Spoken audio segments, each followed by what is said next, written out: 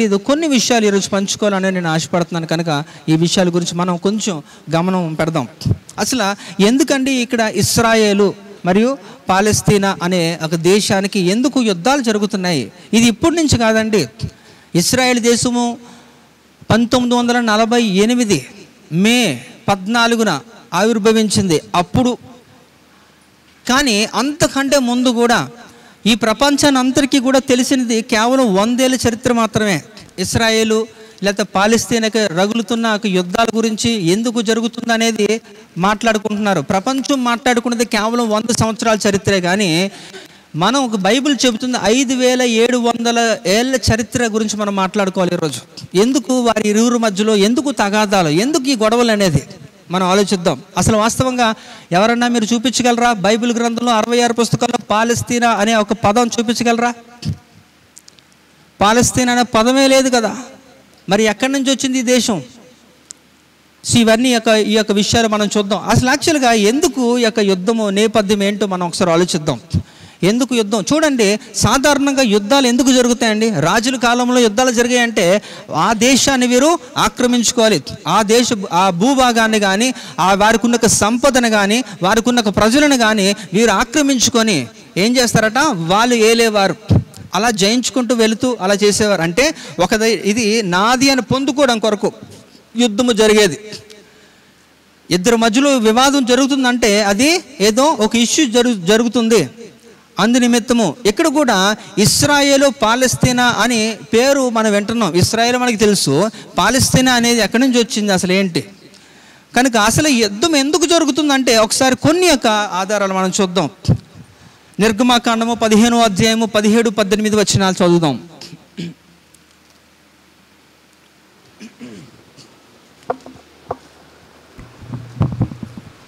నీవు నీ ప్రజను తోడుకొని వచ్చేదవు. యెహోవా నీ స్వాస్థ్యమైన కొండ మీద నా ప్రభువా, నీవు నివసించుటకు నిర్మించుకొనిన చోటను నీ చేతులు స్థాపించిన పరిశుద్ధాలయమందు వారిని నిలువ పెట్టదవు. యెహోవా నిరంతరమును ఏలువాడు. ఇక్కడ చూడండి, అక్కడ నిర్గమాకాండము 15వ అధ్యాయము 17-18 వచనంలో నీవు నీ ప్రజను తోడుకుని వచ్చేదవు. యెహోవా నీ స్వాస్థ్యమైన కొండ మీద. అది అండర్లైన్ చేసుకొని మీ బైబిల్లో. ఈరోజు అసలు గొడవ వివాదాల వాటి కోసమే ఈరోజు మనం మాట్లాడుకోబోతాం. ఏంటట, దేవుడు ఎవరికి ఇచ్చారట? ఇశ్రాయేలు ప్రజలకు. ఎప్పుడు? ఇశ్రాయేలు ప్రజలు ఐగుప్తులో బానిసలుగా 430 సంవత్సరాలు ఉండిన తర్వాత మోషే అనే నాయకుడు, విమోచకుడిని, రక్షకుడిగా వారి యొద్దకు పంపించి వారిని విడిపించి వస్తున్న క్రమంలో మధ్యలో దేవుడు వారికి వాగ్దానము చేసినది. ఎవరికి? ఇశ్రాయేలు ప్రజలకి. ఏం చెప్తున్నట? నీవు నీ ప్రజను తోడుకొని వచ్చేదవు. యెహోవా నీ స్వాస్థ్యమైన కొండ మీద నా ప్రభువా, నీవు నివసించుటకు నిర్మించుకున్న చోటును. ఇది అంటే అప్పుడే దేవుడు ఏం చేశారంటే వారికి ఒక వాగ్దానం చేశారు. అదేంటంటే ఇశ్రాయేల్ ప్రజలకి దేవుడు ఒక కొండను స్వాస్థ్యముగా ఇచ్చాడట. ఎందుకు ఇచ్చాడంట? అది నీవు నివసించుటకు, అంటే దేవుడు వారి మధ్యలో నివసించడానికి ఒక స్థలములో అది నిర్మించుకొనుటకు ఏంటట, ఒక చోటుని ఇచ్చారట. నీ చేతులు స్థాపించిన పరిశుద్ధాలయమందు వారిని నిలువ పెట్టెదవు. యెహోవా నిరంతరమును ఏలువాడు. అంటే ఇక్కడ దేవుడు ఏం చెప్తున్నాడంటే ఇశ్రాయేల్ ప్రజలకి ఒక స్థలాన్ని, ఒక కొండని ఇశ్రాయేల్ ప్రజలకి స్వాస్థ్యముగా ఇచ్చారు. ఎందుకు ఇచ్చారంటే అక్కడ పరిశుద్ధాలయము కట్టబడాలి. ఆ ఆలయము కట్టినప్పుడు మీ మధ్యలో నేను నివసిస్తాను అని దేవుడు అక్కడ వాళ్ళకి ముందుగానే ఎప్పుడో చెప్పాడు. ఇంకొక మాట కూడా చూస్తే ద్వితీయోపదేశకాండము 12వ అధ్యాయము 10, 11, 12. మీరు యోర్దాను దాటి మీ దేవుడైన యెహోవా మీకు స్వాస్థ్యముగా ఇచ్చుచున్న దేశమున నివాసులైన తరువాత ఆయన మీ చుట్టూ నుండి శత్రువులందరూ లేకుండా మీకు విశ్రాంతి కలుగజేసినందున మీరు నెమ్మది పొందినప్పుడు నేను మీకు ఆజ్ఞాపించు సమస్తమును, అనగా మీ దహన బలులను, మీ బలులను, మీ దశమ భాగములను, ప్రతిష్ఠితములుగా మీరు చేయు నైవేద్యములను, మీరు యెహోవాకు మొక్కుకొను మీ శ్రేష్టమైన మొక్కుబళ్లను మీ దేవుడైన యెహోవా తన నామమునకు నివాస స్థానముగా ఏర్పరచుకొను స్థలమునకే మీరు తీసుకొని రావలెను. మీరు మీ కుమారులు, మీ కుమార్తెలు, మీ దాసులు, మీ పనికత్తెలు మీలో పాలైన స్వాస్థ్యమైనను పొందక మీ ఇండ్లలో ఉండు లేవీయులు మీ దేవుడైన యెహోవా సన్నిధిని సంతోషింపవలెను. ఇక్కడ మనం గమనించండి, దేవుడు చెప్తున్నాడు వారి మధ్యలో దేవుడు ఒక అగ్రిమెంట్ చేసుకున్నాడు. ఆ అగ్రిమెంట్ ఏంటంటే, నేను మీకు ఇస్తున్నాను స్వాస్థ్యం ఉంది కదా, ఒక కొండ ఉంది కదా, ఆ కొండ దగ్గర మీరు ఏం చేయాలంటే పరిశుద్ధ ఆలయము నా కొరకు కట్టాలి. అక్కడే నేను మీతో ఏదన్నా మాట్లాడాలంటే మీరందరూ కూడా అక్కడికి రావాలి. మీ యొక్క మొరను మాకు వినిపించడం కానీ, మీ దహన బలులు కానీ, మీ యొక్క దశమ భాగములు కానీ ఏమన్నా సరే, ఏ డీలింగ్స్ అన్నా సరే ఆ స్థలానికి రావాలి అని ఇశ్రాయేలు ప్రజలకి దేవుడు ఆ కాలంలో ఈ యొక్క స్వాస్థ్యముగా ఇచ్చిన పరిశుద్ధ పర్వతం అనబడిన ఆ చోటులో దేవుడు చెప్పాడు. అంటే ఇక్కడ మీరు అర్థం చేసుకోండి, ఎక్కడ పెడితే అక్కడ. ఇప్పుడు మీరు అనుకోవచ్చు, యేసు ప్రభు సర్వాంతర్యామి కదా, ఎక్కడన్నా ఉంటాడు కాబట్టి ఎక్కడన్నా నేను ప్రార్థన చేసుకోవచ్చు అంటే ఎక్కడన్నా ప్రార్థన చేసుకోవచ్చు. మరి అలాంటప్పుడు ప్రత్యేకంగా ఎందుకు ఈ యొక్క సంఘాలు? ఒకటి. రెండు, మనం చనిపోయిన తర్వాత మరలా ఎందుకు ఈ స్థలాన్ని విడిచిపెట్టి పరలోకములో ఈ యొక్క ప్రత్యేకమైన నూతన యెరూషలేము అక్కడ ఒక స్థలంగా ఎందుకు కట్టబడుతుంది అంటే, ఒక నిర్దిష్టమైన ఒక స్థలాన్ని దేవుడు చూస్ చేసుకున్నప్పుడు అది మేలు, అది వారికి స్వాస్థ్యముగా ఇచ్చినప్పుడు అక్కడ మాత్రమే నీ యొక్క బలిలు, అంగీకారాలు, నేను మీ మొరణ కానీ దహన బలులు, దశంభాగములు సమస్తము కూడా నేను అక్కడే స్వీకరిస్తాను అని క్లారిటీగా దేవుడు ఎన్నో ఏళ్ళ కిందటే అక్కడ ప్రమాణం చేసి వాగ్దానం చేసి చెప్పాడు. ఎవరికి? ఈ యొక్క యూదులు అనబడిన వారు, ఇశ్రాయేలు దేశంలో నివసిస్తున్న యూదులు. అయితే చాలామందికి ఒక వ్యత్యాసం తెలీదు. ఇశ్రాయేల్ ఎవరండి, యూదులు ఎవరండి అంటే, ఇశ్రాయేల్ యూదులు ఒకటే అంటే వాస్తవంగా ఒకటే.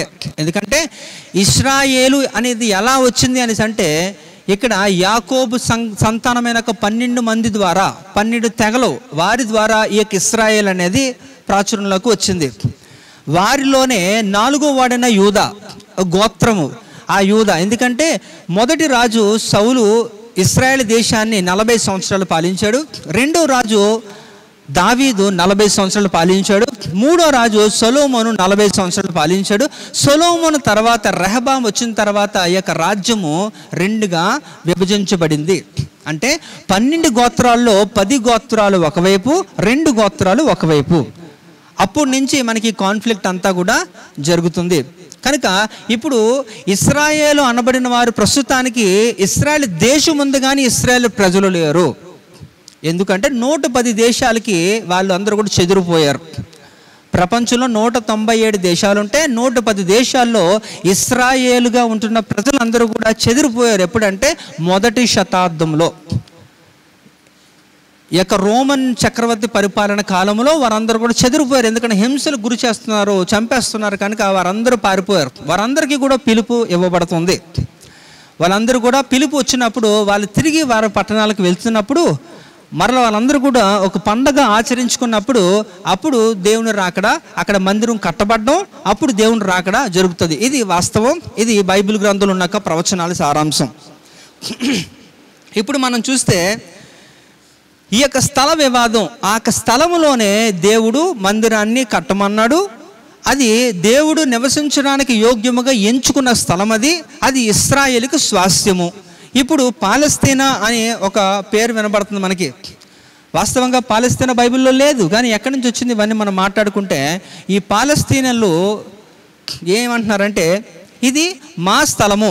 అంటే ఇశ్రాయేలు దేశంలోని ఒక భాగాన్ని ఏం చేస్తున్నారట, వారు ఆక్యుపై చేసుకొని వారు. ఎందుకంటే ఎప్పుడైతే మొదటి శతాబ్దంలో, గుర్తుపెట్టుకోండి, మొదటి శతాబ్దంలో 1st సెంచరీ ఏడీలో ఈ ఇశ్రాయేల్ దేశాన్ని ఖాళీ చేసి యూదులందరూ కూడా ప్రపంచ నలుమూలలకి చెదిరిపోయినప్పుడు ఈ పాలస్తీనాలు వచ్చి ఆక్రమించుకున్నారు. అప్పటి నుంచి కూడా వాళ్ళు అక్కడే ఉంటున్నారు.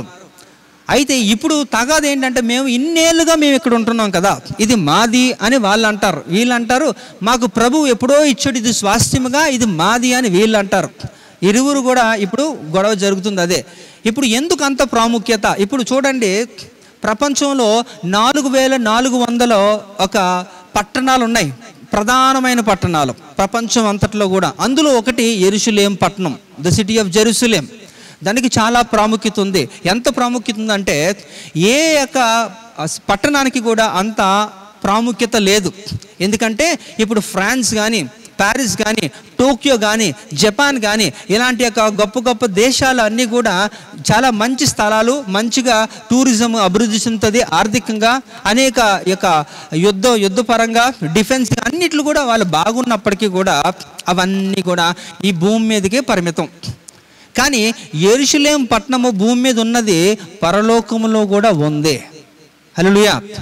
అందుకు దానికి అంత ప్రాముఖ్యత. అంతేకాదు దీనికి ఉన్న ఒక చరిత్ర ఎన్నిసార్లు అంటే ఇక్కడ మనం గమనిస్తే 70 సార్లు ఈ యొక్క యెరూషలేము పట్టణాన్ని రాజ్యాన్ని దాన్ని అటాక్ చేశారు.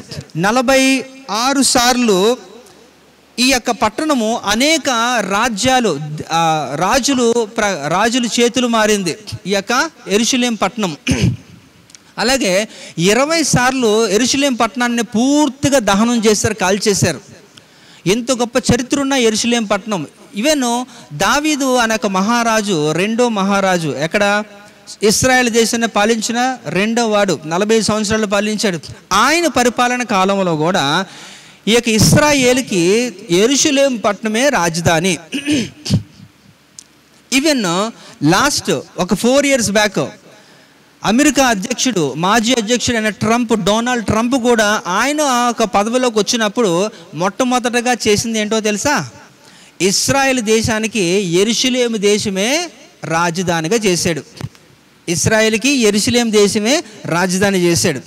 కానీ ఎప్పుడైతే ఈ యొక్క ఎలక్షన్స్లో ఓడిపోయి జో బైడెన్ అనే ఒక వ్యక్తి ప్రజెంట్ ఎవరైతే వచ్చారో ఆ వ్యక్తి ఏం చేశారంటే మార్చేసి దాన్ని టెల్ అవీవ్ అనేది ఒక రాజధానిగా పెట్టాడు. ఇక్కడ ఇశ్రాయేల్ దేశానికి టెల్ అవీవ్ అనేది ఒక రాజధానిగా ఇప్పుడు పెట్టాడు. ఇప్పుడు నేను ఎందుకు చెప్తున్నాను ఇవన్నీ అంటే దేవుడు ఎన్నుకున్న స్థలము, దేవుడు నివాసం చేయాలనుకుంటున్న స్థలము, దేవుని ప్రజలతో దేవుడు నిత్యము కూడా ఈ యొక్క అర్పణలో అందుకోదగిన స్థలము యెరూషలేము పట్టణం. ఆ పట్టణంలోనే వీరు యూదులు ఏం కట్టాలనుకున్నారు? పరిశుద్ధాలయం కట్టాలనుకుంటున్నారు. అది దేవుడు వారికి ఇచ్చిన స్వాస్థ్యము కదా. అదే పట్టణంలో సొలొమోను కాలంలో కూడా ఏం చేశారంటే టెంపుల్ మౌంట్ అనేది ఒకట మంచి సుందరమైన ఒక మందిరాన్ని ఎక్కడైతే దేవుడు కోరుకుంటున్నాడో అదే స్థలంలో దాన్ని కట్టాడు. చాలా చక్కగా కట్టాడు. ఎంత చక్కగా కట్టాడంటే అందుకనే అది దేవునికి కావాలి. నేను కొన్ని యొక్క వచనాలు చూపిస్తాను, మీరు చూడండి. జఫన్యా 3:11, అలాగే యోవేలు గ్రంథం 2వ అధ్యాయం 1వ వచనం కానీ, యెషయా 9వ అధ్యాయం 11వ వచనం కానీ చదువుతారా? త్వరగా చదవండి. ఆ దినమున నీ గర్వమును బట్టి సంతోషించు వారిని నీలో నుండి నేను వెళ్ళగొట్టుదును కనుక నా పరిశుద్ధమైన కొండయందు నీవిక గర్వము చూపవు. నా మీద తిరుగుబడి నీవు చేసిన క్రియల విషయమై నీకు సిగ్గు కలుగదు. దేవుడు చెప్తున్నాడు ఇక ప్రవక్తుల ద్వారా మాట్లాడించిన ఒక మాట ఏంటంటే పరిశుద్ధ పర్వతము, ఆ కొండ అనేది. అంటే ఈ స్థలం ఇప్పుడు ఎక్కడైతే వస్తుందో అవన్నీ కూడా ఇప్పుడు ప్రజెంట్ హాట్ టాపిక్గా ప్రపంచం అంతా కూడా కదిలిపోతున్న పరిస్థితి. అది సెన్సిటివ్ ఏరియా, ఆ స్థలం గురించే వివాదం. నెక్స్ట్, సియోను కొండ మీద బాకా ఊదుడి, నా పరిశుద్ధ పర్వతం మీద హెచ్చరిక నాదము చేయుడి. యెహోవా దినము వచ్చుచున్నదనియు అది సమీపమైనదనియు దేశ నివాసులందరూ వణుకుదురుగాక. ఇది కూడా చూడండి, ఈ యొక్క సియోన్ యొక్క పరిశుద్ధమైన పర్వతము, పరిశుద్ధమైన కొండ, ఇవన్నీ కూడా వాటి గురించి ప్రవచనాలు ముందుగానే చెప్పబడ్డవి ఇవన్నీ కూడా. నెక్స్ట్, యెహోవా వాని మీదికి రెజీనునకు విరోధులైన వారిని హెచ్చించును, వాని శత్రువులను రేపుచున్నాడు. కంటిన్యూషన్ ఉంటుంది, అది రేయలేదు. సరే, ఇవన్నీ కూడా మీరు ఆలోచిస్తే ఇవన్నీ కూడా దేని గురించి మాట్లాడుతుందంటే దేవుడు కోరుకున్నాక ఇశ్రాయేల్ ప్రజలకి దేవుడు ఇచ్చిన స్వాస్థ్యం గురించి మాట్లాడుతున్న ఒక ప్రత్యేకమైన స్థలమే. అలాగే కీర్తనలో 132:2-5 వచనాల్లో కూడా మనం చదవచ్చు. అతడు యెహోవాతో ప్రమాణపూర్వకంగా మాట ఇచ్చి నా వాసస్థానమైన గుడారంలో నేను ప్రవేశింపను, నేను పరుండు మంచము మీదికి ఎక్కను, నా కన్నులకు నిద్ర రానియను, నా కన్నుల రెప్పలకు కునికిపాటు రానియను అనెను. యెహోవా సియోనును ఏర్పరచుకొని ఉన్నాడు, తనకు నివాస స్థలముగా దానిని కోరుకొని ఉన్నాడు. ఇది నేను కోరిన స్థానము, ఇది నిత్యము నాకు విశ్రమ స్థానముగా నుండును, ఇక్కడనే నేను నివసించెదను. హల్లెలూయా. ఇక్కడ నాకు చాలా ఆశ్చర్యం కలుగుతుంటుందండి. ఎప్పుడు కూడా మీరు ఆలోచిస్తే ఇప్పుడు మనుషులుగా మనందరికీ కూడా కొన్ని కొన్ని యొక్క డిజైర్స్, కోరికలు ఉంటాయి. ఇలాగ నేను చేయాలి, లేకపోతే ఇలా వెళ్ళాలి, ఇది పొందుకోవాలని అనేక కోరికలు ఉండొచ్చు. కానీ మన కోరికలన్నీ తీర్చువాడు దేవుడు కదా. ఎవరికి ఎలాంటి అవసరతలు ఉన్నాయి అవన్నీ కూడా దేవుని దగ్గర మొరపెట్టినప్పుడు మనము దేవుని యొక్క అవన్నీ మనం పొందుకుంటాం. కానీ ఇక్కడ దేవునికే ఒక కోరిక ఉందట. ఆ దేవునికి ఉన్న ఒక కోరికని ఎవరు తీర్చాడు? ఇక్కడ దావీదు తీర్చాడు. అది చాలా గొప్ప మాట. అది ఏ భక్తుడు కూడా ఈ యొక్క బైబిల్ గ్రంథం అంతట్లో కూడా దేవుని కోరికను తీర్చిన మొనగాడు ఎవడూ లేడండి. ఒక్క దావీదే కనబడతాడు నాకు ఇక్కడ. ఎందుకంటే దేవుడు కూడా ఒక స్థలాన్ని కోరుకుంటున్నాడట. ఆ స్థలాన్ని దేవుడు కోరుకున్నాడో లేదో ఇక్కడ ఈ యొక్క దావీదు ఏం చేశాడట, దాన్ని రెడీ చేసేసాడు. అది దాని గురించి ఎంక్వైరీ చేసి ఎక్కడ ఉంది, ఏంటి, ఎవరిది అన్ని కనుక్కొని దేవుడికి ఇష్టమే. అందుకనే దేవుడు ఒక మాట అంటాడు, అపోస్తుల కార్యం 13వ అధ్యాయం 22వ మాటలో దేవుడు ఏంటట, నా ఇష్టానుసారుడు అంటాడు. ఎవరిని? దావీదు గురించి. నా హృదయానుసారుడు అంటే నా మనస్సు ఏంటో ఆయనకు తెలుసు, నేనేమనుకుంటున్నానో ఆయన ముందుగానే గ్రహిస్తున్నాడు. ఎందుకంటే తరువాత అతన్ని తొలగించి దావీదును వారికి రాజుగా ఏర్పరచెను. మరియు ఆయన, నేను యెషయా కుమారుడైన దావీదును కనుగొంటిని, అతడు నా ఇష్టానుసారుడైన మనుష్యుడు, అతడు నా ఉద్దేశములన్నీ నెరవేర్చునని చెప్పి అతనిని గూర్చి సాక్ష్యం ఇచ్చాను. దేవుని ఉద్దేశములను మనిషి నెరవేర్చడం ఏంటండి? విచిత్రంగా లేదా? మన బాధలు, మన సమస్యలు, మన కోరికలు ఏమన్నా ఉంటే ఆయనకి చెబితే ఆయన నెరవేరుస్తారని ఒక విశ్వాసము, ఒక నిరీక్షణతో మనం వెళ్తూ ఉంటాం. కానీ దేవునికే ఒక కోరిక ఉందట. దేవుని కోరుకును దేవుని ఉద్దేశములు కూడా ఒక మనిషి నెరవేర్చడం అంటే అది మామూలు విషయం కాదు కదండి. అందుకనే ఏ భక్తుడికి లేని ఒక శ్రేష్టమైన ఒక సాక్ష్యము ఎవరిచ్చాడు? దేవుడు దావీదుకి ఇచ్చాడు. నా హృదయానుసారుడు, నా ఇష్టానుసారుడు అని చెప్పడం కూడా ఒక ఉద్దేశం అది. కనుక ఇక్కడ మనం ఆలోచిద్దాం ఈరోజు ప్రత్యేకించి ఈ ఇశ్రాయేల్ దేశం అనేది చాలా చిన్నదండి. గట్టిగా మాట్లాడితే ఆంధ్రప్రదేశ్లో ఉంటున్న ఒక 5 జిల్లాలు ఒక పాపులేషను ఎంతమంది ఉంటారో 5 జిల్లాల్లో అంతమంది. ఇప్పుడు 9.5 మిలియన్స్ అంటే 95 లక్షలు మాత్రమే ఉన్నారు. అంటే కోటికి తక్కువే, అవునా? 95 లక్షలు జనాభా ఉందట ఎక్కడ? ఇశ్రాయేల్. అంటే చిన్న దేశము. ఆ చిన్న దేశమే 3 లక్షల మంది మాత్రమే ఈ యొక్క ఇశ్రాయేలు సైనికులు డిఫెన్స్లో ఉంటున్నారు, అంతే. ఇప్పుడు ఈ యొక్క ఇశ్రాయేల్ దేశాన్ని ఏం చేస్తున్నారట? ఇశ్రాయేల్ దేశాన్ని ఇప్పుడు ఎలా అయిపోతుందంటే ప్రపంచ దేశాలు కూడా ఎవరిని సమర్థిస్తున్నారు? పాలస్తీనాని సమర్థిస్తున్నారు చాలామంది. ఎందుకంటే పాలస్తీనా వాళ్ళు అందులో ఉంటున్న ఉగ్రవాద సంస్థలు హెజ్బుల్లా కానీ హమాస్ కానీ ఈ రెండు వారు మంచివారు కాదని మాకు తెలుసు. కానీ ఇశ్రాయేల్ ప్రజల్ని కొంతమందిని హోస్టేజ్గా తీసుకొని వెళ్ళిపోయి ఇంకా అమెరికా వాళ్ళని కూడా కొంతమందిని అక్కడ బందీలుగా పెట్టుకోవడం వలన వారిని చంపేస్తున్నారు. చిన్నపిల్లల్ని అడ్డం పెట్టుకొని వీరు ఏం చేస్తున్నారంటే గేమ్ ప్లే చేస్తున్నారు. కనుక మీరు వారి మీద అటాక్ చేస్తే ఇన్నోసెంట్ పీపుల్ అంటే అమాయకులైన వారు, పౌరులుగా ఉంటున్న వారు చనిపోతున్నారు. కనుక ఇది మీరు ఆపండి అంటున్నాడు. బెంజమిన్ నెతన్యాహు ఏమంటున్నాడంటే ఆయన చెప్పిన ఒక మాట, మేము యుద్ధము స్టార్ట్ చేయలేదు, మేము ప్రారంభించలేదు, కానీ యుద్ధము మేమే ముగిస్తామన్నారు. కారణం ఏంటో తెలుసా? మేము ఎవరి యొక్క మనోభావాలు మేము పాడు చేయం, ఎవరిని మేము రెచ్చగొట్టం, ఎవరి జోలికి మేము వెళ్ళం. కానీ మా జోలికి వస్తే ఎవరిని వదలం. ఎవరైనా సరే మా పౌరులకి భంగం కలిగిస్తే ఏ దేశం మీద కన్నా మేము వెళ్ళడానికి సిద్ధమే అని ఒక బోల్డ్ స్టేట్మెంట్ ఇచ్చాడు. అమెరికా కాదు, రష్యా కాదు, ఎవడొచ్చినా నేను చూసుకుంటాను అంటున్నాడు. ఎందుకో తెలుసా? అలా గర్వంతో మాట్లాడే మాటలు కాదు అవి. దేవుడు వారి పక్షాన ఉన్నాడు కాబట్టి. హల్లెలూయా. అందుకే నేను చెప్తున్నాను, ప్రపంచ దేశాలన్నీ ఒకటైపోవచ్చు, అన్నీ ఒకటైపోవచ్చు, కానీ నా దేవుడు ఇశ్రాయేలు దేవుడు కునుకుడు నిద్రపోడు. కనుక ఆ దేవుడు వారి పక్షాన ఉంటే ఎవరేం చేయగలుగుతారు? ఎవడేం చేయలేడు. ఇది గర్వంతో వెర్రవీగుతూ మాట్లాడే మాటలు కాదు, కానీ వారి దేవుడి పట్ల వారికి ఉన్నాక భరోసా, ధైర్యము, విశ్వాసము. అందుకనే నేను అంటున్నాను, ఇశ్రాయేలు క్షేమము కోరుకున్న వారు క్షేమంగా ఉంటారు. కనుక మనం ఏమీ చేయలేకపోవచ్చు, కానీ వారి క్షేమము కోరుకునే వారిగా మనం ఉంటే మనము కూడా దీవించబడతాం. హల్లెలూయా. కనుక ఈ యొక్క వివాదం అంతా కూడా ఇప్పుడు వాస్తవంగా మీరు గమనించండి, ఐగుప్తు నుంచి ఇశ్రాయేల్ ప్రజల్ని దేవుడు విడిపించిన తర్వాత దేవుడు వారికి ఇస్తానన్న స్థలం ఏదండి? వాగ్దాన స్థలం ఏది? గట్టి చెప్పాలి. కానాను కదా, అదే కదా. కానానే. మరి దేవుడు ఇస్తానన్నది కానాన్ అన్నప్పుడు అది ఇశ్రాయేలుగా ఎలా మారింది? ఇప్పుడు మనం ఏం చేసుకోవాలి? అప్పుడు యుద్ధం ఎలా మాట్లాడాలి? మనం ఎలా మాట్లాడాలా? కానాను పాలస్తీనా అని మాట్లాడాలా? ఇశ్రాయేలుగా దేవుడు ఆ కానాను స్థలాన్ని దేవుడు ఇశ్రాయేలుగా మార్చాడు. యాకోబుని ఎలా మార్చాడు అండి? యాకోబుని ఇశ్రాయేలుగా దేవుడు మార్చాడు.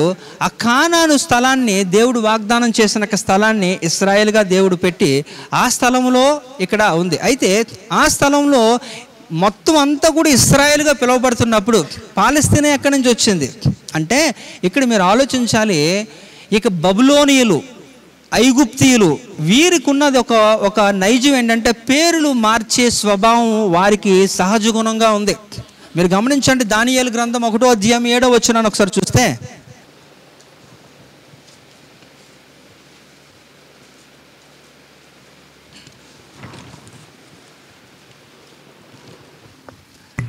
నపుంసకుల అధిపతి దానియేలునకు బెల్షాజరు అనియు, హనన్యాకు షడ్రక్ అనియు, మిషాయేలునకు మెషాక అనియు, అజర్యాకు అబేద్నెగో అనియు పేర్లు పెట్టెను. రాజు భుజించు భోజనము. చాలా ఇక్కడ మీరు గమనిస్తే వాళ్ళ పేర్లు ఏంటి? వాస్తవంగా వాళ్ళ పేర్లు ఏంటి అనేది మనకు ఇక్కడ కనబడుతుంది. ఒరిజినల్ నేమ్స్ వారు ఏం చేశారట? వారు చేంజ్ చేశారు. బబులోను సామ్రాజ్యంలో ఈ నెబుకద్నెజర్ కాలంలో వాళ్ళు అలా పేర్లు మార్చేశారు. వారి యొక్క దేవతల పేర్లు ఈ యొక్క నలుగురు యవనస్తులకి పెట్టారు. వాళ్ళని ఇప్పుడు మనం పిలుచుకుంటున్నాం కదా, దానియేలు, షడ్రక్, మేషక్, అబేద్నెగో అని. వారి ఒరిజినల్ పేర్లు అవి కాదండి, కానీ మార్పు.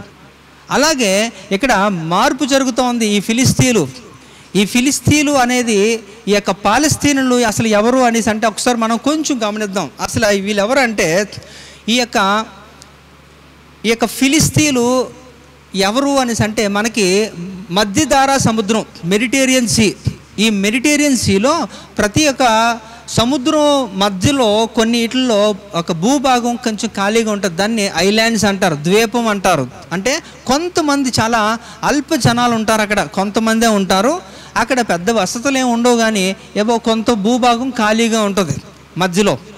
ఈ యొక్క మెడిటేరియన్ సీ అనేది మధ్యధారా సముద్రంలో ఒక భూభాగం పేరు క్రేతు అనే ఒక ద్వీపము ఉంది. ఈ క్రేతీయులు అంటారు.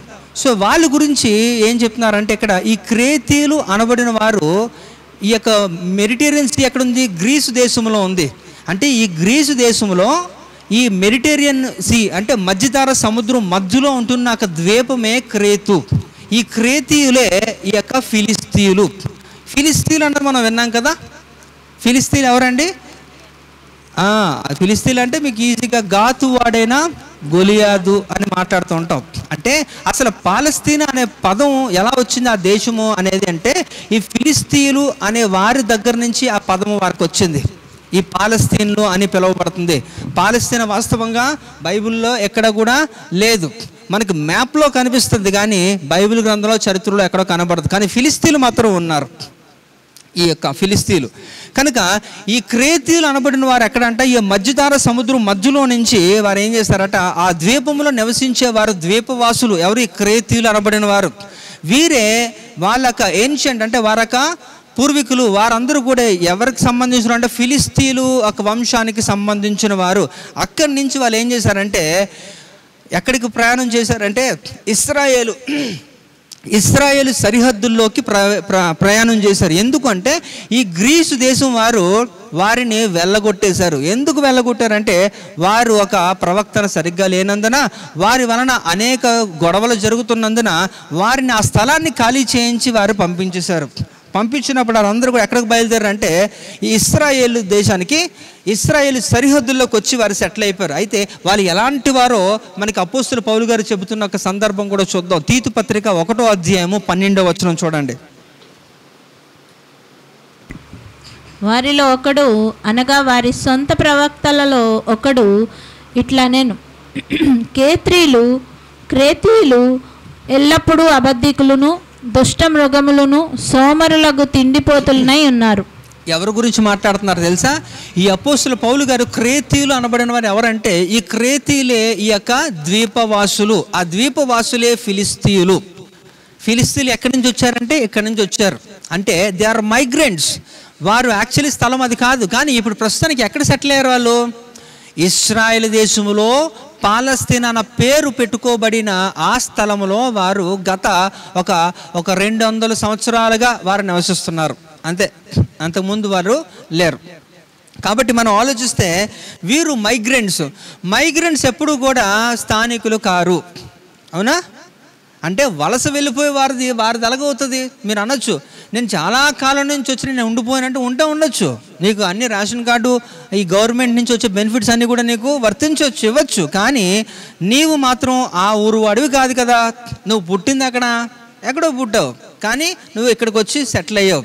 ఇప్పుడు ప్రస్తుత పరిస్థితి ఏంటంటే ఈ క్రేతీయులు, ఈ ఫిలిస్తీన్లు అనబడిన వారు ఇశ్రాయేలు భూభాగంలోకి వెళ్ళి ఆక్రమించుకొని వారు అక్కడ ఉండిపోయారు. వారి గురించి అయితే ఇప్పుడు వాళ్ళు వెళ్ళిపోయి మామూలుగా ఉండలేదట. ఏం చేశారంటే ప్రధానమైన 5 పట్టణాలని వారు కైవసం చేసుకొని వాటిని చాలా చక్కగా కట్టారు. అవే ఇప్పుడు మనం న్యూస్లో వింటున్న 5 పట్టణాలు. అదేంటంటే గాజా స్ట్రిప్ అంటున్నామా, ఈ గాజా గురించి మాట్లాడుతున్నాం. అష్కెలోను అనే ఒకది, అష్టోదు, గాతు, ఎక్రోను అనేది. ఇవేంటో తెలుసా? యాక్చువల్గా ఇవన్నీ కూడా వారి యొక్క దేవతలు విగ్రహాలకి వారు పెట్టుకున్న పేర్లు ఈ యొక్క పట్టణాలకు పెట్టి ఆ పట్టణాలని చాలా అభివృద్ధి చెందించారు ఈ యొక్క పాలస్తీనులు, అంటే ఫిలిస్తీన్లని. ఈ ఫిలిస్తీన్లు ఎప్పుడు కూడా, ఇప్పుడు కాదండి, అది ఇశ్రాయేలుతో ఎప్పుడు కూడా గొడవలే, ఎప్పుడు యుద్ధాలే, ఎప్పుడు కూడా. మనకు అందులో నుంచి వచ్చిందే ఈ యొక్క దావీదు, గొలియాదు గాతువాడైన ఫిలిస్తీయుడు కదా. మరి దావీదు ఇశ్రాయేలుడు, యూదుడు కదా. మరి ఇలాంటి వారి మధ్యలో ఇప్పటి నుంచి కాదు, ఎప్పటి నుంచో తగాదాలు ఉన్నాయి. అంతకుముందు కూడా మీరు న్యాయాధిపతుల గ్రంథం మీరు చదువుకున్నారనుకోండి, అందులో క్లారిటీగా అసలు న్యాయాధిపతులు ఎందుకు వచ్చారు, ఎవరిని రక్షించడానికి, ఎవరిని పరిరక్షించడానికి దేవుడు వారిని పెట్టాడంటే మీకు క్లారిటీ వస్తుంది. అందులో మనకి తెలిసిన వారు కొంతమంది, దెబోరా అని, సంసోన్ అని, ఇలాంటి వారు పేర్లే హైలైటెడ్గా మనకు వినబడుతుంటాయి. వీళ్ళందరూ కూడా ఏం చేశారట? వాళ్ళందరూ కూడా ఇశ్రాయేల్ని సంరక్షించారు. ఎవరు? ఈ ఫిలిస్తీన్ల చేతుల నుంచి. అంటే ఎప్పుడు కూడా యుద్ధాలు జరుగుతూనే ఉండే వారి మధ్యలో ఎప్పుడు కూడా. అది ఇప్పటికీ కొనసాగుతుంది, తర్వాత కూడా కొనసాగుతుంటుంది. కనుక వీళ్ళందరూ కూడా. అయితే ఇప్పుడు రీసెంట్గా మనం మాట్లాడుకుంటే అక్టోబర్ 7వ తారీఖున, ఈ నెల ఫస్ట్ వీక్లో 7వ తారీఖున తెల్లవారుజామున 6:30కి ఏం చేశారంటే ఈ యొక్క ఇశ్రాయేల్ దేశంలోకి వారు ఏం చేశారట? అక్రమంగా వారు ప్రయాణం చేసుకొని ఆ గోడ బద్దలు కొట్టుకొని, ఐరన్ వాల్ అంటారు దాన్ని, బద్దలు కొట్టుకొని ఏం చేశారు? లోపలికి వచ్చేసారు. 1 గంట వ్యవధిలోనే 7,000 మిసైల్స్, రాకెట్స్ అన్నీ కూడా వారి మీద కురిపించారు. 100 మంది ఎక్కడి నుంచి వచ్చారంటే ఈ యొక్క పారాగ్లైడింగ్ అంటారన్నమాట. ఈ యొక్క పారాషూట్స్ చేసుకొని, అంటే 3 వైపుల నుంచి కూడా, సీ మార్గం నుంచి వచ్చారు, ఆకాశ మార్గం నుంచి వచ్చారు, ఈ భూ మార్గం నుంచి కూడా 3 వైపులు కూడా వారిని ఒక్కసారిగా అటాక్ చేస్తారు. ఆ ముందు రోజే అక్టోబర్ 6వ తారీఖున వారు సుక్కోత్ అనే ఒక ఫెస్టివల్ చేసుకొని వారు ఏం చేశారు? యూదులందరూ కూడా పండగ వాతావరణంలో ఉన్నారు. ఆ రాత్రి ఆ చేసుకుని తెల్లవారుజామున ఇలా చేశారు. ఇదంతా కూడా మీరు ఆలోచిస్తే ఇదంతా కూడా ప్రవచన నెరవేర్పు కాలంలో మనం ఉన్నాం. ఎందుకంటే గాజా అనేది చాలా ఇరుకు ప్రాంతము. గాజా స్ట్రిప్ అనేది మీరు ఆ మ్యాప్లో చూస్తే చాలా చిన్న సన్నంగా ఉంటుంది అనమాట. అంటే వెడల్పు తక్కువ, పొడవు ఎక్కువ. అది దాని గురించి కూడా మనకి ఎన్ని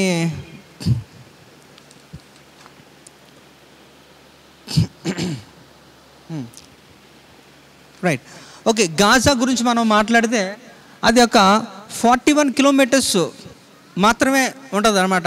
అంత చిన్న విస్తీర్ణ చిన్నది, చాలా కంజెస్టెడ్గా ఉంటుంది, బాగా ఇరుగ్గా ఉంటుంది. ఆ ఇరుకు ప్రాంతంలో ఎవడు కూడా పారాగ్లైడింగ్ చేయలేడు, అక్కడ అవ్వదు. దానికి పారాగ్లైడింగ్ చేయాలంటే ఈ యొక్క పారాషూట్లు వేసుకొని ఈ భూమి మీదకి దిగాలి అనేసి అంటే విస్తారమైన ఆకాశం, అంటే ఈ యొక్క భూభాగం ఉండాలి. ఎందుకంటే ఇరుగ్గా ఉంటున్నప్పుడు ఎక్కడ దిగుతారు? పక్కన దగ్గర కదా, అక్కడే దిగాలంటున్నప్పుడు విస్తీర్ణ ఎక్కువ ఉండాలి.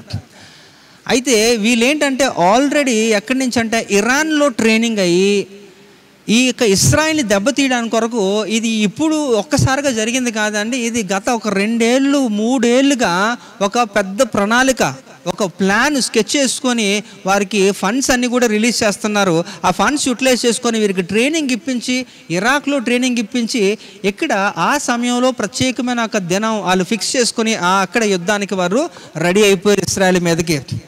ఇశ్రాయేలు చిన్న దేశం అయినప్పటికీ కూడా వారు చాలా నిష్ణార్థులు అన్నిటిలో కూడా, టెక్నాలజీ విషయంలో కూడా. ఎందుకంటే ప్రపంచం అంతట్లో కూడా ఎవరు కూడా ఎదుర్కోలేని అంతటి యొక్క సామర్థ్యత వీరికి ఉంది. ఐరన్ డోమ్ అనేది, దాని గురించి మనం 2016లో విన్నాం. ఏ యొక్క దేశానికి లేనంత అడ్వాన్స్ టెక్నాలజీ ఇశ్రాయేల్ దేశానికి ఉంది. అన్నిటిలో కూడా చిన్న దేశం అయినప్పటికీ కూడా వారు చాలా చక్కగా అన్నీ కూడా వాళ్ళు ఫుల్ఫిల్ చేసుకోగలిగారు. ఇక్కడ మనం చూస్తే ఈ యొక్క వెస్టర్న్ వాల్ని బద్దలు కొట్టుకుని ఆ రోజు తెల్లవారు వారు వచ్చి ఏం చేసి ఇశ్రాయేల్ ప్రజలందరినీ కూడా అటాక్ చేసి దొరికినోళ్ళని దొరికినట్టుగా చంపేశారు, ఓచకోత కోసారు. చిన్నపిల్లలు లేరు, పెద్దవారు లేరు, ముసలివారు లేరు, ప్రతి ఒక్కరిని కూడా వాళ్ళు ఏం చేశారంటే చంపుకుంటూ వాళ్ళు పోయారు. కాబట్టి ఇక్కడ మనం ఆలోచిస్తే వాళ్ళు ఏమి కూడా తప్పుగా వాళ్ళు ఏం చేయలేదు. అట్నుంచి వస్తున్న దాన్ని వాళ్ళు ఎదుర్కొంటూ ప్రతిచర్య వారు చేస్తున్నారు. ద్వితీయోపదేశకాండం 2:23లో ఒకసారి చూడండి. ఈ వీళ్ళు ఎవరు ఇప్పుడు ఈ యొక్క దాడికి ఎవరు చేశారు అనేసి అంటే మనకి చరిత్ర చెబుతున్న ఒక మాట. ఎవరు వాళ్ళంటే నేను ఇందాక చెప్పాను, క్రేతీయులు అని. ప్రజెంట్ ఇది ఈ యొక్క ఐలాండ్, ఈ ద్వీపము నుంచే ఈ యొక్క ఫిలిస్తీన్లు అనబడిన వారు, ఈ క్రేతీయులు అనబడిన వారు ఎక్కడికి వచ్చారట? ఇశ్రాయేల్ భూభాగంలో సెటిల్ అయ్యారు. ఇప్పుడు ప్రజెంట్ ఇలా ఉంది. అది ఎంత సుందరంగా ఉందో చూడండి, చాలా బ్యూటిఫుల్గా ఉంటుంది. ఆ క్రేటియా, ఐలాండ్ ఆఫ్ క్రేటియా అనేది చాలా చక్కగా ఉంటుంది. చిన్నదన్నమాట, అది మెడిటేరియన్ సీ మధ్యలో ఉంటున్న ఒక స్థలం అది. సో చూడండి ఒకసారి ద్వితీయోపదేశకాండము 2:23లో.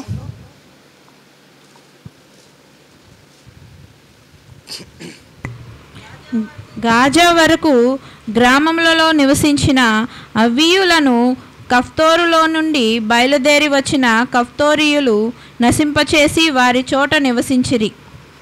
కఫ్తోరీయులను ఉంది కదండి, అక్కడ పదం చూడండి. అలాగే ఇర్మియా గ్రంథం 47:4 కూడా చూద్దాం. ఫిలిస్తీయులనందరినీ లయపరచుటకును తూరు సీదోనులకు సహాయకుడొకడైనను నిలవకుండా అందరినీ నిర్మూలము చేయుటకును దినము వచ్చుచున్నది. యెహోవా కఫ్తోరు ద్వీపశేషులైన ఫిలిస్తీయులను నాశనము చేయును. రైట్, ఇది అన్నమాట. ఇది దీని యొక్క లింక్ ఏంటట, నేను చెప్పాను క్రేటియన్స్ అనేది. ఈ యొక్క కఫ్తోరు ద్వీపశేషులైన ఫిలిస్తీయులను నాశనము చేయను. వాళ్ళే కదా ఎవరైతే ఇప్పుడు ప్రజెంట్ ఈ పాలస్తీన్లో సెటిల్ అయ్యారో వాళ్ళు ఈ ద్వీపవాసులు ఏంటంటే అక్కడ ఏం చేస్తారంటే వాళ్ళు అక్కడికి వెళ్ళి సెటిల్ అయిపోయారు. వారిని దేవుడు ఏం చేయబోతున్నాడట? నాశనము చేయబోతున్నాడు. వారికి దగ్గర పడింది దేవుడు ఖచ్చితంగా. ఎందుకంటే దేవుని ఉగ్రత వారు కోరుకుంటున్నారు. వారు ఏమాత్రం కూడా దేవుని వైపు తిరగడం కానీ, వారు ఒక ఆనెస్ట్గా ఒక యుద్ధ నీతి కూడా వారు పాటించకుండా వారి దేవుని యొక్క ప్రజలను ఏ విధంగా హింసిస్తున్నారు చూడండి. ఇప్పుడు ఏదన్నా నీకు దమ్ముంటే సరైనగా యుద్ధం చేసి గెలువు, అంతేగాని చిన్నపిల్లల్ని లేకపోతే అక్కడున్న పౌరుల్ని తీసుకుని వెళ్ళిపోయి హోస్టేజ్గా పెట్టుకొని వారిని చూపించి నువ్వు యుద్ధం చేయడం కాదు కదా. ఇందాకలు కూడా మీరు చూడండి, బందీలుగా పట్టుకొని వెళ్ళిపోయిన ఒక ఇశ్రాయేలు సైనికులు పాపం వాళ్ళు ఏం చేస్తారండి, వాళ్ళ దేశాన్ని వారు పరిరక్షించుకోవాలి. వారు ఇశ్రాయేల్ దేశంలో ప్రతి పౌరుడు కూడా వారి యొక్క దేవుని యొక్క కట్టడలను తూచా తప్పగా పాటిస్తారు. వారికి తెలుసు, ఎందుకంటే ఈ స్థలం మాది, ఈ స్థలంలో మేమేం చేయాలా? దేవునికి అర్పణలు మేము చెల్లించాలి, మొక్కుబడులు చెల్లించాలి, దహన బలులు చెల్లించాలి. ఇది పరిశుద్ధాలయము, ఇది మా స్వాస్థ్యము, ఇక్కడ పరిశుద్ధాలయము కట్టబడాలి అని వారికి తెలుసు. కనుక they are fighting for their place. ఎందుకంటే అక్కడ మందిరము నిర్మించబడాలనేది వారికి తెలుసు. కనుక వాటి కొరకు, అంటే ఇక్కడ చనిపోయిన వారందరూ ఇందాక మనం చూస్తే వారందరూ కూడా దేవుని చిత్తము జరిగించు వారిలో ప్రధానంగా ఉన్నారు. వాళ్ళందరూ కూడా నాకు తెలిసి వాళ్ళు దే విల్ బికమ్ మార్టియర్స్ అయిపోతారన్నమాట. అంటే హతసాక్షులాలు, అంతే కదా. వారికి తీర్పు లేదు, చక్కగా వెళ్ళిపోతారు. ఉన్నతమైన ఒక పదవులు దేవుడు వారికి అలంకరిస్తాడు. వారి దేశం కొరకు వారు ప్రయాసపడుతున్నారు, కానీ ఆ దేశము అసలు ఎందుకు ఆవిర్భవించింది? ఎందుకంటే దేవుని చిత్తము జరిగించడానికే. అందుకే మత్తయి సువార్త 7:21 ఒక మాట ఉంది, ప్రభువా ప్రభువా అని పిలిచి ప్రతి ఒక్కడు పరలోకానికి వెళ్ళడు, కానీ తండ్రి చిత్తము జరిగించి వాడే పరలోకానికి ప్రవేశిస్తారట. అవునా కదా? అంటే మరి దేవుని చిత్తము జరిగించడానికి వారు అట్లా యుద్ధము చేస్తున్నారు, నిలబడుతున్నారు, అవసరమైతే ప్రాణాలు కూడా ఇచ్చేశారు కదా. వాడు చూడండి ఎంత క్రూరంగా, వాడు కాలిపోయి చనిపోయారు వాళ్ళు, అయినప్పటికీ కూడా ఎక్కడ ఇంకా పూర్తిగా కాలేదని చెప్పి మళ్ళీ మధ్యలో ఏమేస్తున్నాడు, ఆయిలో కిరోసినో ఏదో వేస్తున్నాడు, ఇంకా మండాలట. ఈ హమాస్ తీవ్రవాదులు ఎంత భయంకరంగా వాళ్ళు ఆలోచిస్తున్నారు చూడండి. వాళ్ళందరికీ కూడా ఖచ్చితంగా వారికి తీర్పు ఉంటుంది, ఖచ్చితంగా వారిని దేవుడు విడిచిపెట్టడు. కానీ ప్రస్తుతానికి ఇవన్నీ మనం చూస్తున్నప్పుడు మనకు భయము పుట్టాలి. మన భక్తి మనం ఇంకా ఏ స్థితిలో ఉన్నాం, ఇంకా ఏంటి ఇవన్నీ ఆలోచించుకోవాలి. కనుక సమయం ఎక్కువ లేదు కనుక ఉంటున్న సమయాన్ని మనం సద్వినియోగం చేసుకోవడానికి ముందుకు వెళ్ళాలి. ఇది ఇప్పటి నుంచి కాదని మొదటి సమూయేలు గ్రంథం 17వ అధ్యాయంలోనే స్టార్ట్ అయింది. ఎవడాడు 17వ అధ్యాయంలో మనకి కనిపిస్తాడు గొలియాతు, గాతువాడైన ఫిలిస్తీయుడైన గొలియాతు. ఆడే మొట్టమొదటి హమాస్ తీవ్రవాది. వాడి ఫిలిస్తీన్ల నుంచే కదా ఇప్పుడు ఈ క్రేతీలు వీళ్ళే ఈ యొక్క పాలస్తీన్ని ఆక్రమించుకున్నవారు. అంటే ఇప్పుడు ప్రస్తుతానికి ప్రపంచ దేశాలన్నిటి కూడా శాంతి లేకుండా చేస్తున్నాయి. మీరు గమనించండి, ఏ దేశంలో యుద్ధం అన్నా సరే ప్రపంచం ఉలిక్కి పడదు. మొన్న రష్యాకి ఉక్రెయిన్కి యుద్ధం జరిగింది, ఇతర దేశాలు ఏమన్నా టెన్షన్ తీసుకున్నాయా? లేదా, కూల్గా ఉన్నాయి, ఏం ప్రాబ్లం లేదు, అది వేరు. కానీ ఇస్రాయేల్ని ఎవడైతే టచ్ చేస్తాడో నా కనుగుడ్డుని టచ్ చేసినట్టు అంటాడు దేవుడు. జాగ్రత్త, ఎందుకంటే Israel it's very sensitive place. అది భూమధ్య రేఖ మధ్యలో ఉండడం వలన 4 వైపులు కూడా ఏ ఒక్క చిన్న జరిగిన ఇస్రాయేల్కి ఏం జరిగినా సరే 4 దిశలు 4 కూడా ఏమవుతాయి, కంపించిపోతాయి. అంటే అన్నీ డిస్టర్బ్ అయిపోతాయి. కనుక ఇశ్రాయేల్ దేశాన్ని దేవుడు కోరుకుంటున్నాడు. ఆ దేశంలోనే ఆ యెరూషలేము పట్టణంలో దేవుడు ఇచ్చిన స్వాస్థ్యాన్ని ఆయన ప్రజలకి ఆయన ఇచ్చి వారు దాన్ని అక్కడ మందిరం కట్టుకొని దేవుడికి ప్రతిష్టార్పణలు జరిగించాలి. అది ప్రవచనము, అది జరగాలి. అది జరిగే అంతవరకు కూడా యుద్ధాలు ఏవి కూడా ఆగవు. ఏ ప్రపంచ నాయకుడు కూడా ఎవడు కూడా దీనికి ఒక సమాధానం ఇవ్వలేరు, దీనికి ఒక పీస్ ఉండదు, ఏం చేయలేరు. దేవుడు కలగజేసుకోవాలి. దేవుడు కలగజేసుకున్న రోజు గుర్తుపెట్టుకోండి, సంఘం భూమి మీద ఉండదు.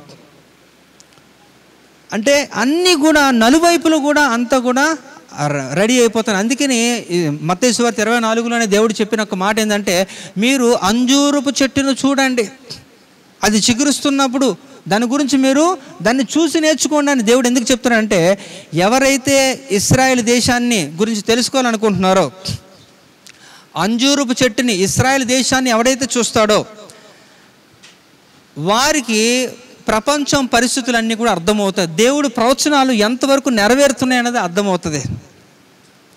నాకు సంబంధం లేదు, నేను నా ఇంటివారు యెహోవాని సేవిస్తాననే కాన్సెప్ట్లో ఉంటే కుదరదండి, చెప్తున్నాను కదా. అలా అవడం వలన బై మిస్టేకు మీరు పరలోకం వెళ్ళొచ్చేమో. నేను ఎందుకు బై మిస్టేక్ అని చెప్తాను. మీరు అలా ఆ భక్తి చేయడం వలన మీ భక్తిని మెచ్చుకొని దేవుడు మిమ్మల్ని పరలోకం తీసుకుని వెళ్ళొచ్చేమో. కానీ తీసుకుని వెళ్ళిన తర్వాత కూడా అక్కడ మీరు కృంగిపోవాల్సిందే. మొదటి కొరింథీ 3వ అధ్యాయం 15వ వచనంలో ఒక మాట ఉంటుంది, చదువుతారా?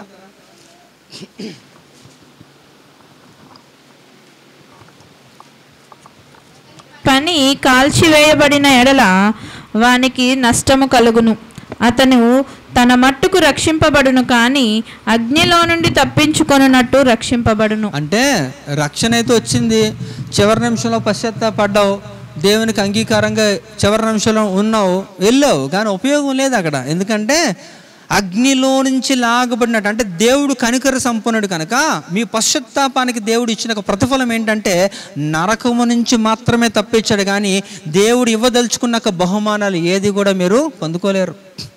దేవుడు మనకి ఎన్ని బహుమానం ఇస్తారో ఏమి ఇస్తారో కూడా వాటి గురించి విశేషంగా మనం మాట్లాడుకున్నాం కదండి.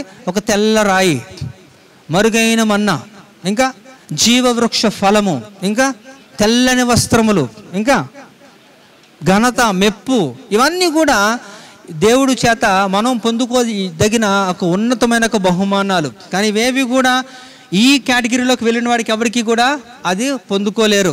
అగ్నిలో నుంచి లాగబడినట్టుగా, అంటే జస్ట్ మిస్ అయ్యావు అంతే. నరకాన్ని మిస్ అయ్యే కానీ పరలోకము దొరికిందని సంబరపడడానికి లేదు. ఎందుకంటే అక్కడ నిత్యము కూడా నువ్వేం చేస్తావంటే కృంగిపోవాల్సిందే అక్కడ పరిస్థితి. ఆ నరకము తప్పి పరలోకం వచ్చిందని సంతోషం కాండా అక్కడికి వెళ్తేనే బాగున్ను అనే ఒక ఫీలింగ్లో ఉంటారు. ఎందుకంటే ఇంకా ఉన్నతమైన పదవులు దేవుడికి ఇవ్వాలనుకుంటున్న అవేవి కూడా మీరు అర్హత మీరు సంపాదించుకోలేని వారుగా అయిపోతారు. కనుక ఇక్కడ మనం ఆలోచిస్తే ఇక హామాస్ వారు ఏం చేస్తున్నారంటే ఇక వారి యొక్క ఎజెండా ఒకటేందంటే మేము ఇస్రాయేల్ దేశంలో యూదులు అనబడిన వాడు ఏ ఒక్కడు ఉండకూడదు, వాళ్ళందరినీ మేము తుడిచివేయాలి. ప్రపంచ పట్టణం ఏమంటారు పట్టణంలో ఏం చేయాలట, ఈ ఇశ్రాయేలు దేశము కనబడకూడదు, అది తీసేయాలి అనేది వారి ఒక మెయిన్ ఎజెండా. నాకు అర్థం కాదు, దేవుడు ఎంపిక చేసుకొని దేవుడు పెట్టిన వాడిని ఈడెవడ తీసేయడానికి మీకేం అధికారం ఉంటుంది? దేవుడు ఎంపిక చేసుకొని దేవుడు పెట్టినప్పుడు సమస్త హక్కులు దేవుడికి ఉంటాయి కదా. దాన్ని ఎవరన్నా ముడితే ఇన్ఫ్యాక్ట్ నా కనుగుడిని ముట్టిన వాడని దేవుడు చెబుతున్నప్పుడు జకర్యాలో, అయినా సరే మీకు అర్థం కాకపోతే ఖచ్చితంగా దేవుని ఉగ్రతకు పాత్రలు అవడమే. ఇంకా no turning back, no compromise. అక్కడ కాంప్రమైజ్ అవ్వే ఛాన్సే లేదు. కనుక ఇక్కడ చాలా భయంకరంగా ఉంటుంది.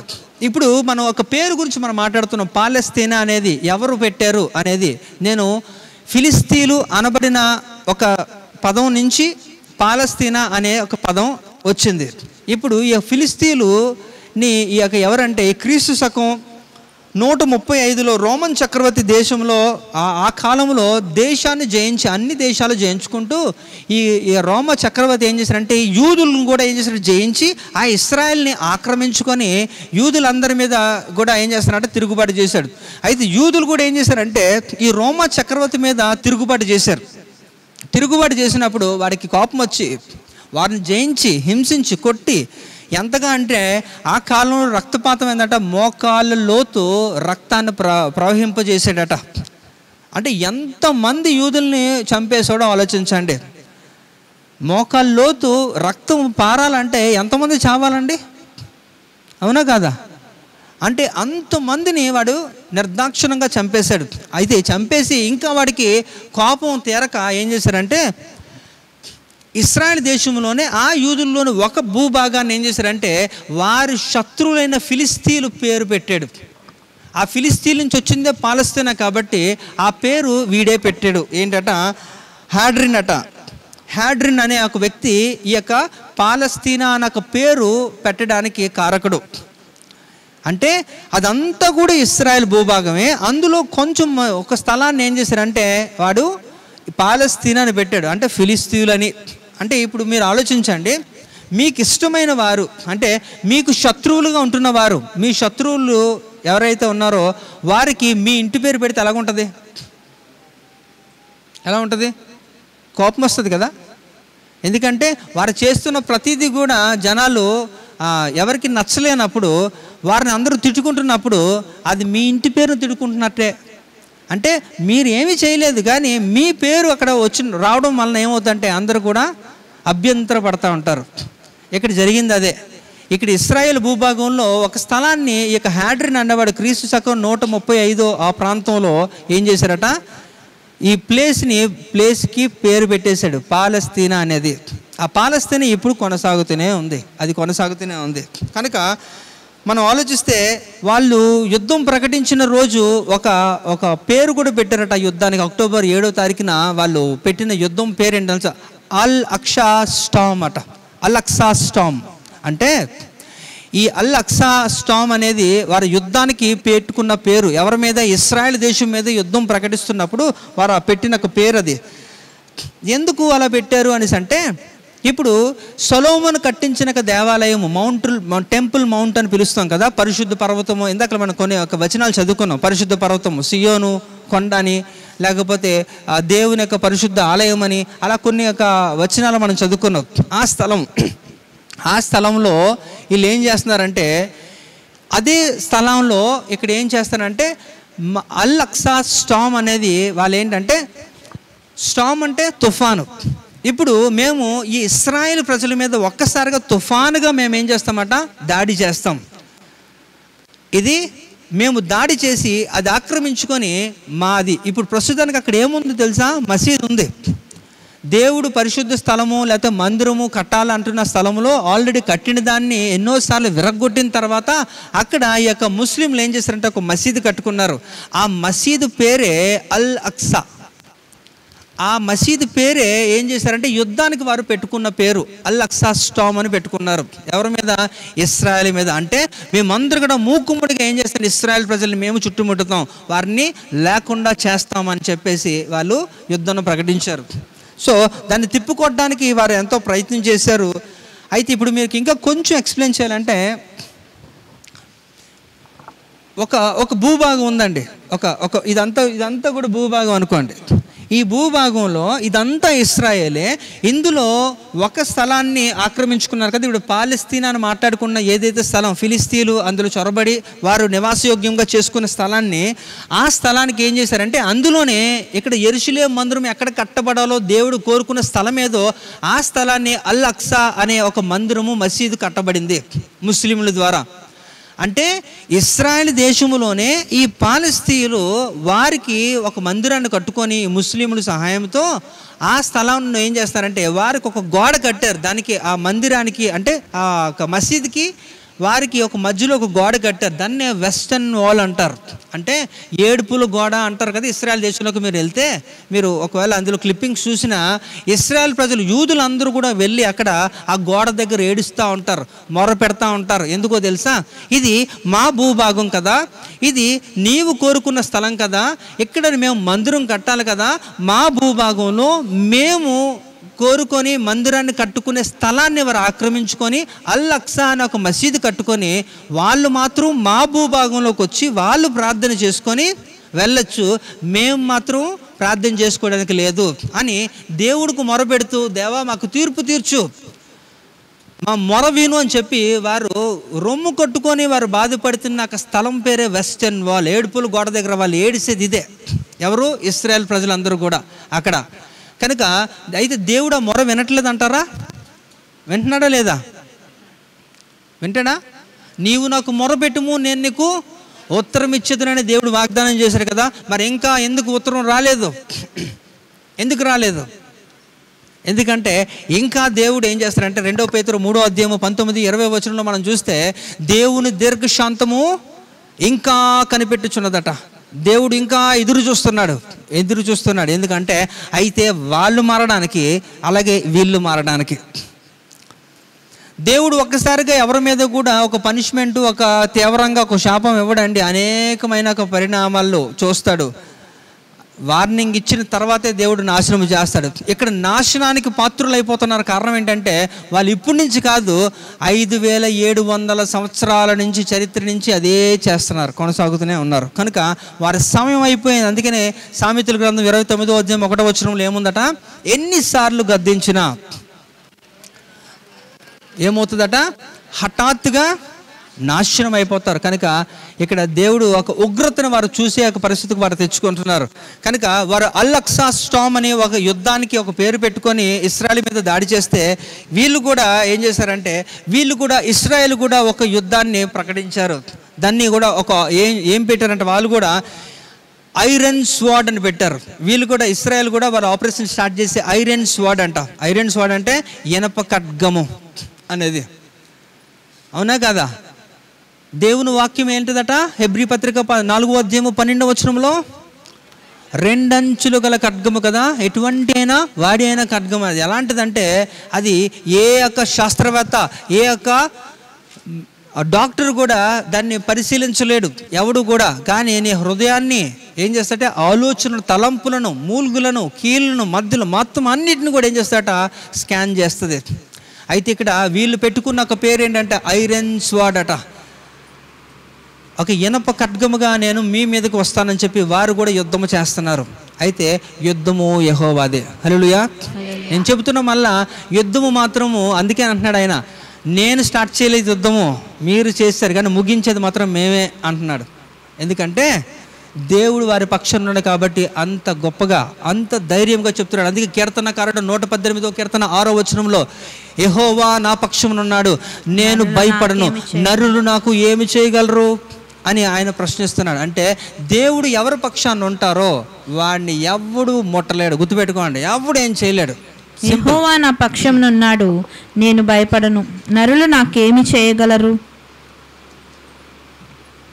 కనుక ఇదంతా కూడా గట్టిగా మాట్లాడితే ఇప్పుడు యుద్ధం అంతా కూడా జరుగుతుంది. కేవలం 37 ఎకరాల కోసం కొట్టుకొని చేస్తున్నారు అంతే. దాని యొక్క విస్తీర్ణ 37 acres. ఆ భూభాగం కొరకు వీళ్ళందరూ కూడా కొట్టుకొని చేస్తూ ఉన్నారు. అసలు మనం ఇంకా కొంచెం లోపలికి వెళ్తే రాజుల్ని సైతం కూడా కదిలించేది ఈ యొక్క యుద్ధం.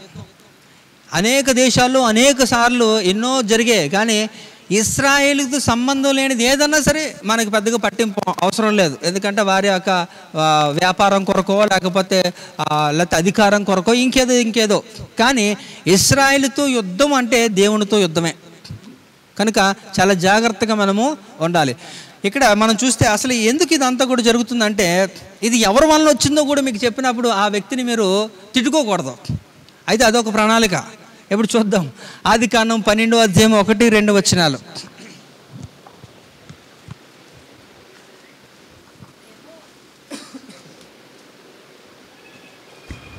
యెహోవా, నీవు లేచి నీ దేశం నుండి, నీ బంధువుల యొద్ద నుండి, నీ తండ్రి ఇంట నుండి బయలుదేరి నేను నీకు చూపించు దేశమునకు వెళ్ళుము. నిన్ను గొప్ప జనముగా చేసి నిన్ను ఆశీర్వదించి నీ నామమును గొప్ప చేయుదును. నీవు ఆశీర్వాదముగా ఉందువు. రైట్. ఎవరి గురించి మాట్లాడుతున్నారు? ఎవరితో మాట్లాడుతున్నారంటే ఆ సందర్భం ఏంటి? గట్టి చెప్పాలి. అబ్రహాముతో దేవుడు మాట్లాడుతున్నాడు. అసలు వాస్తవంగా అబ్రహాం ఏ దేశానికి చెందినవాడు? చిన్న చరిత్ర, చిన్నవి కూడా మీరు తెలియదు అంటే కష్టం. మీకు తెలిసినా చెప్పలేదంటే మూర్ఖత్వం. మీరు మాట్లాడాలా, తెలిస్తే చెప్పచ్చు కదా. ఏ దేశానికి చెందినవాడండి? ఊరా? అంతకంటే ముందు ఇంకో ఊరు. రైట్. సో ఇంకో ఊరు కాదు, కానీ మెసపోతానియాకి చెందినవాడు. ఎవరు? అబ్రహాము పూర్వీకులందరూ కూడా ఊరికైతే వారి పూర్వీకులందరూ కూడా మెసపోతానియాకి చెందినవారు. ఎవరు? వీళ్ళందరూ కూడా. అక్కడి నుంచి ఈ ఊరికి వచ్చి ఊర్లో ఉంటున్నప్పుడు దేవుడు వారిని పిలుచుకున్నప్పుడు ఆ స్థలాన్ని విడిచిపెట్టి ఆయన మొదలెట్టేశాడు. అయితే ఇప్పుడు నేను చెప్పేది ఏంటంటే, దేవుడు ఎక్కడికి వెళ్ళాలనేది ముందుగా చెప్పలేదు, కానీ నడిపించాడు. ఫైనల్గా ఆయన్ని తీసుకొని వెళ్ళాడు. ఎక్కడికి తీసుకొని వెళ్ళాడు? అబ్రహాం ఎక్కడ సెటిల్ అయ్యాడు ఫైనల్గా? గట్టిగా కానాను కదా. కానాన్ అంటే అక్కడ పాలు తేనెలు ప్రవహించే దేశం అని మనం మాట్లాడుకుంటాం. అంటే దాని గురించి కూడా ఎందుకు పాలు తేనెలు మాత్రమే అంటున్నారు, ఇంకేమన్నా ఉండొచ్చు కదా అంటే, it's rich in proteins and vitamins. ఎందుకంటే చాలా సమృద్ధి కలిగిన జీవితాన్ని ఆ దేశంలో మీకు నేను స్వాస్థ్యముగా ఇస్తానని దేవుడు చెప్పాడు. అక్కడ తీసుకుని వెళ్ళాడు. ఇద్దరు వెళ్తారు. ఆడికి వెళ్ళిన తర్వాత వీళ్ళు ఇంకా రాజును మీట్ అవ్వకముందే ఆ మధ్యలో గుడారంలో వాళ్ళు ఉంటున్నప్పుడు అక్కడ ఈ యొక్క రాజు సైనికులు వాళ్ళు చూస్తారు. వాళ్ళు చూసుకొని ఏం చేస్తారంటే వెళ్ళి రిపోర్ట్ ఇస్తారు రాజుకి. రాజుగారు ఈ యొక్క గుడారంలో చూశాను, ఒక చక్కనిది ఉంది అని చెప్పినప్పుడు దాని గురించి రిపోర్ట్ ఇచ్చినప్పుడు, అవునా, అయితే ఆమెతో పాటు ఎవరున్నారంటే వాళ్ళ అన్న కూడా ఉన్నాడండి అంట. ఓకే సరే, అయితే వాళ్ళ అన్నతో నేను మాట్లాడతాను, ఆమెను మాత్రం నా దగ్గర తీసుకొచ్చానని చెప్పి ఆ రాజు ఏం చెప్తారంటే వీళ్ళకి ఆజ్ఞ వేయగానే ఆ శారాన్ని తీసుకొని వెళ్ళిపోతారు. తీసుకొని వెళ్ళిపోయినప్పుడు ఆయన ఏం డీల్ మాట్లాడతారంటే, ఇట్స్ అన్ ఎక్స్చేంజ్ ఆఫర్. ఏంటంటే ఈ యొక్క స్త్రీని నాకు ఇవ్వు, నేను నీకు కావలసిన సమస్తము ఇస్తానని చెప్పి తనకి గొర్రెలు, తనకి కావలసిన ఆహార ధాన్యాలు అన్నీ కూడా దాసి అన్నీ కూడా ఇచ్చేశాడు. ఎవరికి ఇచ్చినప్పుడు ఆ రోజు రాత్రి దేవుడు ఆ రాజుతో మాట్లాడి హెచ్చరించినప్పుడు ఆయన భయపడిపోయి ఏం చేశాడంటే, బాబు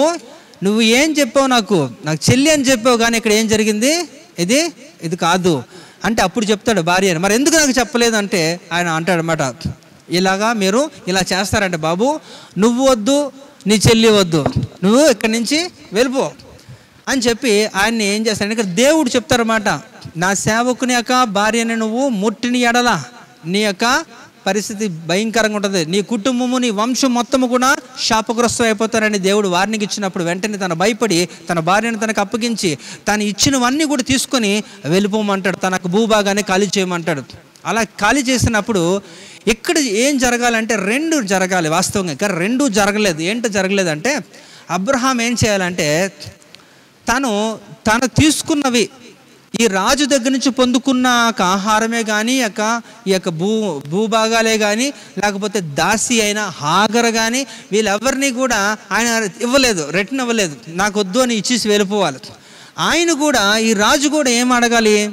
వెళ్ళిపోమన్నప్పుడు తను ఇచ్చినవి తను తీసేసుకుంటే బాగుండు. తను తీసుకోలేదు, ఈయన ఇవ్వలేదు. అక్కడ ప్రాబ్లం. సో అక్కడి నుంచి వాళ్ళు తిరిగి మళ్ళీ ప్రయాణం అయిపోయి మళ్ళా కానానికి వచ్చేసారు. కానానికి వచ్చేసినాక అప్పటికే ఆయనకు వయసు పైబడిపోయింది, సంతానం లేరు. సంతానం లేనప్పుడు వారు అడిగినప్పుడు దేవుడు వారికి వాగ్దానం చేశారు. ఎదురు చూడకుండా, సరే ఇప్పుడు మనకైతే వివాహం అయ్యింది, ఎంతకాలం అయింది, కానీ దేవుడు కూడా వాగ్దానం చేశారు కానీ మనకి నెరవేర్చలేదు కదా. మనకి సంతానం కావాలి కాబట్టి నా వలన కుదరట్లేదు కనుక నువ్వేం చేయాలంటే మన దగ్గర ఉన్న దాసిని మనం వాడుకో, నువ్వు వివాహం చేసుకో, నాకేం ప్రాబ్లం లేదని ఆ దాసిని వివాహం చేసుకున్న దగ్గర నుంచి కూడా మనకి ప్రాబ్లం స్టార్ట్. ఒకవేళ అబ్రహామే కానీ if he would have rejected back, నువ్వు ఇచ్చిన దాసి నువ్వే తీసుకో అని అంటే అసలు ప్రాబ్లమే అవ్వకపోను. లేకపోతే ఆ రాజే ఈ యొక్క దాసిని వెనక్కి తీసుకుని ఉంటే ప్రాబ్లం రాకపోను. ఆయన అడగలేదు, ఈయన ఇవ్వలేదు. ఇక్కడ నుంచి మనకి స్టార్ట్ అయింది. తర్వాత మనకి స్టోరీ అంతా తెలిసిందే. మరి వారి ఇరువురికి కూడా సంతానం కలిగింది. తన గర్భవతి అయ్యి తర్వాత మరి ఇష్మాయేలు జన్మించాడు. ఇష్మాయేల్కి 14 సంవత్సరాలు వచ్చినప్పుడు దేవుడు ఈ శారాకి అబ్రహాముకి చేసిన ఒక వాగ్దానం నెరవేర్పుకు వచ్చింది. అప్పుడు ఆ చిన్నపిల్లడిగా ఉంటున్నప్పుడే వాడిని విసిగిస్తూ కొడుతూ తిడుతూ అన్ని చేస్తున్నప్పుడు ఆ విషయాన్ని గమనించినాక శారా వెంటనే పంపించే, ఇక్కడ వద్దు అని ఎప్పుడైతే పంపించేసిందో, ఆ పంపించేసినప్పుడు అక్కడికి వెళ్ళిపోయిన తర్వాత కానీ దేవుడు వారిని కూడా, ఎందుకంటే హాగరు ప్రార్థన కూడా దేవుడు విని వారిని కూడా దేవుడు ఆశీర్వదించాడు. అది మనం చూద్దాం. ఆదికాండము 17వ అధ్యాయము 18, 19, 20. అబ్రహాము ఇష్మాయేలు నీ సన్నిధిని బ్రతుకను అనుగ్రహించుము అని దేవునితో చెప్పగా, దేవుడు నీ భార్య అయిన శారా నిశ్చయముగా నీకు కుమారుని కనును, నీవు అతనికి ఇస్సాకు అను పేరు పెట్టుదువు, అతని తరువాత అతని సంతానము కొరకు నిత్య నిబంధనగా నా నిబంధనను అతనితో స్థిరపరచెదను. ఇష్మాయేలును గూర్చి నీవు చేసిన మనవి నేను వింటిని. ఇదిగో నేను అతనిని ఆశీర్వదించి అతనికి సంతానాభివృద్ధి కలుగజేసి అత్యధికముగా అతన్ని విస్తరింపజేసేదను. అతడు 12 మంది రాజులను కనును, అతనిని గొప్ప జనముగా చేసేదను.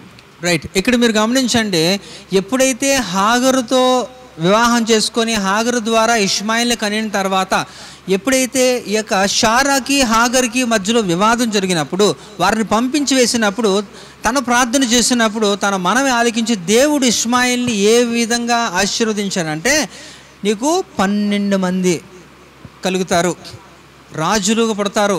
ఏంటి ఆ యొక్క అభివృద్ధి ఏంటంటే, ఈరోజు మనం చూస్తున్న వారికి ఉన్న సంపద, ఇస్లామిక్ స్టేట్ ఈ యొక్క అరబ్ కంట్రీస్లో ఉంటున్న సంపద ప్రపంచం నలుమూలలు ఎక్కడా లేదు.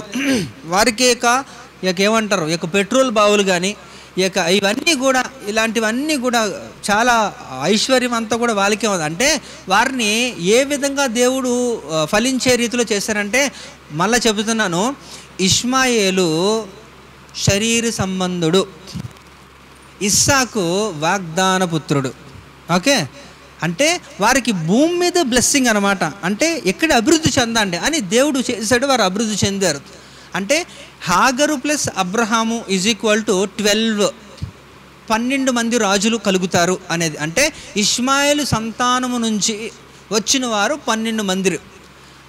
అయితే మళ్ళా మనకి 25వ అధ్యాయము, ఆదికాండము 25వ అధ్యాయము 1 నుంచి 4 వచనాలు చదవండి ఒకసారి. అబ్రహాము మరలా ఒక స్త్రీని వివాహము చేసుకొనెను, ఆమె పేరు కెతూరా. 25 ఇది. ఆమె పేరు కెతూరా. ఆమె అతనికి జిమ్రాను, యోక్షాను, మెదాను, మిద్యాను, ఇష్బాకు, షువాహు అను వారిని కనెను. యోక్షాను షేబానును దదానును కనెను. అషూరియులు, లేతూషియులు, లెయుమీయులు అనువారు ఆ దేదాను సంతతి వారు. ఇక్కడ మీరు గమనిస్తే, ఇక్కడ అబ్రహాముకి శారాకి జన్మించిన వాడు ఇస్సాకు, ఇస్సాకు ద్వారా వచ్చిన వారు 12 మంది ఎవరు మనకి తెలుసు, ఇస్సాకు, అబ్రహాము, ఇస్సాకు, తర్వాత యాకోబు సంతతి వారు 12 మంది గోత్రకర్తలుగా ఇశ్రాయేల్ దేశానికి మూల పురుషులుగా ఉన్నారు. అది పక్కన పెడితే అంటే Abraham plus Hagar is equal to 12. ఆ 12 మంది రాజులు ఆదికాండం 24వ అధ్యాయం 13 నుంచి మీరు చదువుకుంటే ఆ 12 మంది అక్కడ కనిపిస్తారు. అంటే ఇక్కడ ఎవరి సంతానం గురించి మాట్లాడుతున్నాను? ఇశ్రాయేలు కాదు, ఇష్మాయేలు సంతానము గురించి మాట్లాడితే 12 మంది రాజులు కలుగుతారు కదా. ఆ 12 మందిని పక్కన పెట్టి 25వ అధ్యాయంకి వస్తే 1 నుంచి 4 చూస్తే తన చివరిలో ఇది 3వ భార్య ఎవరు? కెతూరాని వివాహం చేసుకుంటారు. అబ్రహాము 3వ భార్య పేరు కెతూరా. ఆ కెతూరాని వివాహం చేసుకుంటే తనకి 6 సంతానం, వారి పేర్లు ఇవ్వబడ్డాయి. 6కి మరలా ఒక 4 సంతానం. అంటే 12 + 6, 6 + 4 ఎంత? 22. ఇప్పుడు ఆ 22 కూడా దేవుడు ఎప్పుడో చెప్పాడు కదా. ఆ 22 దేశాలే ప్రపంచ దేశాలు అన్నిటిలో 22 దేశాలు ఈ యొక్క ఇష్మాయేలు సంతానం. వారు 22 రాజులుగా వారు ఇప్పుడు కొనసాగుతున్నారు. వాళ్ళు ఎవరో మనం చూద్దాం. నేమ్సేరా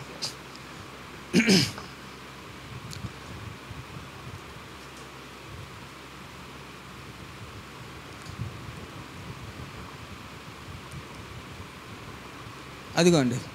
ఇప్పుడు ప్రపంచం నలుమూలలో కూడా ఉంటున్నాక 22 అరబ్ దేశాలు, ఈ యొక్క ముస్లిమ్స్ అన్నమాట, ముస్లిం కంట్రీస్ అంటారు కదా, వీళ్ళందరూ కూడా ఇస్రాయేలు దేశము చుట్టూ కూడా 22 దేశాలుగా ఉంటూ వారికి యాంటీగా ఉంటున్న వారు ఇవన్నీ కూడా.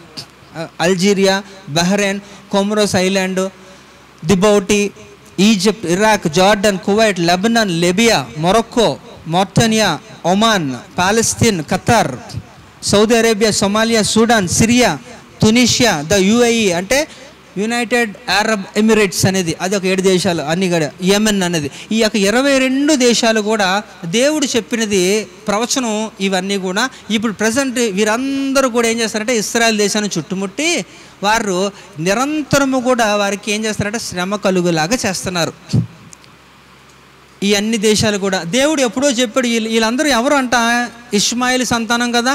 12, 6, 4 ఇదంతా కూడా వీళ్ళందరినీ ఈ యొక్క 22 రాజుల్ని ఎదుర్కొనేది ఈ యొక్క 12 మంది సంతానమైన ఇశ్రాయేలే. ఆ ఇశ్రాయేలే ఈరోజు మనం మాట్లాడుకుంటున్నాం. యాకోబు సంతానం 12 మంది ఇశ్రాయేలు కదా, వాళ్ళే ఇప్పుడు వారందరూ ఎదుర్కోవాలన్నమాట. కనుక పరిస్థితి ఎలా ఉందంటే మామూలుగా లేదు. ఎప్పుడు ఏం జరుగుతుందో తెలియదు. ఇప్పుడు మన దేశంలో మనకేంటంటే స్వాతంత్రం ఉంటుంది, మనకేం ప్రాబ్లం లేదు, గవర్నమెంట్ నుంచి ప్రాబ్లం లేదు, ఇతర దేశాల నుంచి కూడా మనకు ప్రాబ్లం లేదు, మనల్ని ఎవడేమనడు, మనమేమనం. కానీ ఇశ్రాయేల్ ఎప్పుడు కూడా టెన్షన్ ఎప్పుడు ఏం జరుగుతుందో తెలియదు. కాబట్టి ప్రతి ఇంటిలో ఇప్పుడు ఏమంటారు బాధితులకి ఒక స్థలాలు ఇస్తారు కదా, ఒక గవర్నమెంట్ స్కూల్స్ అని, లేకపోతే ఒక పబ్లిక్ ప్లేసెస్లో.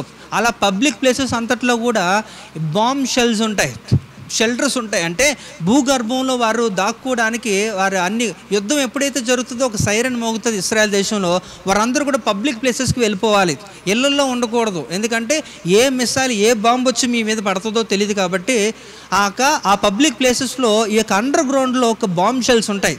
అందులోకి వెళ్ళిపోయి యుద్ధం అయినంత వరకు అక్కడ ఉండాలి. అక్కడ కావాల్సిన వసతులు కొన్ని ఉంటాయి, ఆహారం, ఎమర్జెన్సీ అన్నీ కూడా వాళ్ళకి అక్కడ పెడతారు. కానీ మనకు అలాంటిది లేదే. అంటే ఇంత భయంకర పరిస్థితుల్లో కూడా వారు దేవుడిని ఆరాధిస్తున్నారు. అది మీరు తెలుసుకోవాలి. మీకేముంది? మీకేంటంటే మీకు టైంను వృధా చేసుకున్నారు. దేవుని ఆలయంకి రాలేని దౌర్భాగ్య స్థితి. ఈరోజు దసరా సెలవులకి వెళ్ళారు అందరూ, ఎక్కడికి వెళ్ళారో నాకు తెలియదు. మరి దేవుని యొక్క ఆలయంకి ఉన్న ఒక ప్రత్యేకత, ఆ విశిష్టత అవన్నీ మీరు ఆలోచించుకోవాలి. కనుక సమయం ఉంటున్నప్పుడు ఎంత భయంకర సిచ్యువేషన్ కూడా విహారయాత్రకు వెళ్తాను అంటే చర్చిలు ఎగ్గొట్టి అంటే మరి వాళ్ళని మొక్కాలా ఏమనాలో నాకు తెలియదు. కనుక మీరు ఆలోచించండి. పరిస్థితులు బాగాలేనప్పుడు మన ఏ సందర్భంలో ఎలాగవుతుందో తెలియదు. కనుక ఈ యొక్క ఎంత భయంకర స్థితిలో ఉంటున్నప్పుడు దాని గురించి కేవలం 37 ఎకరాల గురించి ఇదంతా కూడా యుద్ధం జరుగుతుంది. అది ఎందుకంటే ఇశ్రాయేలు భూభాగాన్ని వారు ఆక్రమించుకొని వలస వచ్చి వాళ్ళు అక్కడ సెటిల్ అయ్యి వాళ్ళు దాన్ని ఏం చేసుకున్నారు, కైవసం చేసుకొని వారు ఇది మాదంటే మాది అంటున్నారు. ఈ యొక్క దేశాల్లో వివాదంలోకి ఏ దేశము రాదు. ఈ ఈ వివాదాన్ని పరిష్కరించడానికి ఎవరు వస్తారంటే ఎవరు యాంటీ క్రీస్తు విరోధి రాబోతున్నాడు. అంచుక్రీస్తు, ధర్మ విరోధి, క్రీస్తు విరోధి అంటారు. వాడు వస్తాడు. వాడు వచ్చి ఒక 7 సంవత్సరాలకి నేను ఒక శాంతి ఒప్పందాలు చేస్తాను అంటాడు. ప్రకటన గ్రంథంలో 12వ అధ్యాయంలో ఇవన్నీ కూడా మనం చూడవచ్చు. అయితే ఇవన్నీ జరగబోతాయి. అయితే అంతవరకు మనం ఉంటే ఇవన్నీ కూడా మనం చూస్తాం. దేవుని ప్రవచనాల నెరవేర్పు కాలంలో మనం ఉన్నాం కనుక మనం చూసే అవకాశం ఉంది. కనుక మీరు ఆలోచించండి, మీ భక్తిని ఇంకా ఉన్నతంగా పెంచుకోండి. మీకు సమయం దొరికినప్పుడల్లా కూడా మీరు అనేక విషయాలు ప్రవచనాలు నెరవేర్పు కాలంలో ఉన్నాం కాబట్టి దానికి తగిన రీతిలో మీరు సిద్ధపడండి. తద్వారా మీరు ఆశీర్వదించబడతారు. ఇంకా చూస్తే ఇక్కడ ఇంకా ఈ యొక్క యెరూషలేము పట్టణానికి ఉన్న ఒక ప్రాధాన్యతని ఇంకా మనం ఒకసారి ఆలోచిస్తే మొదటి దినవృత్తాంతాలు 21వ అధ్యాయం 1-4 వచనాలు చూడండి ఒకసారి.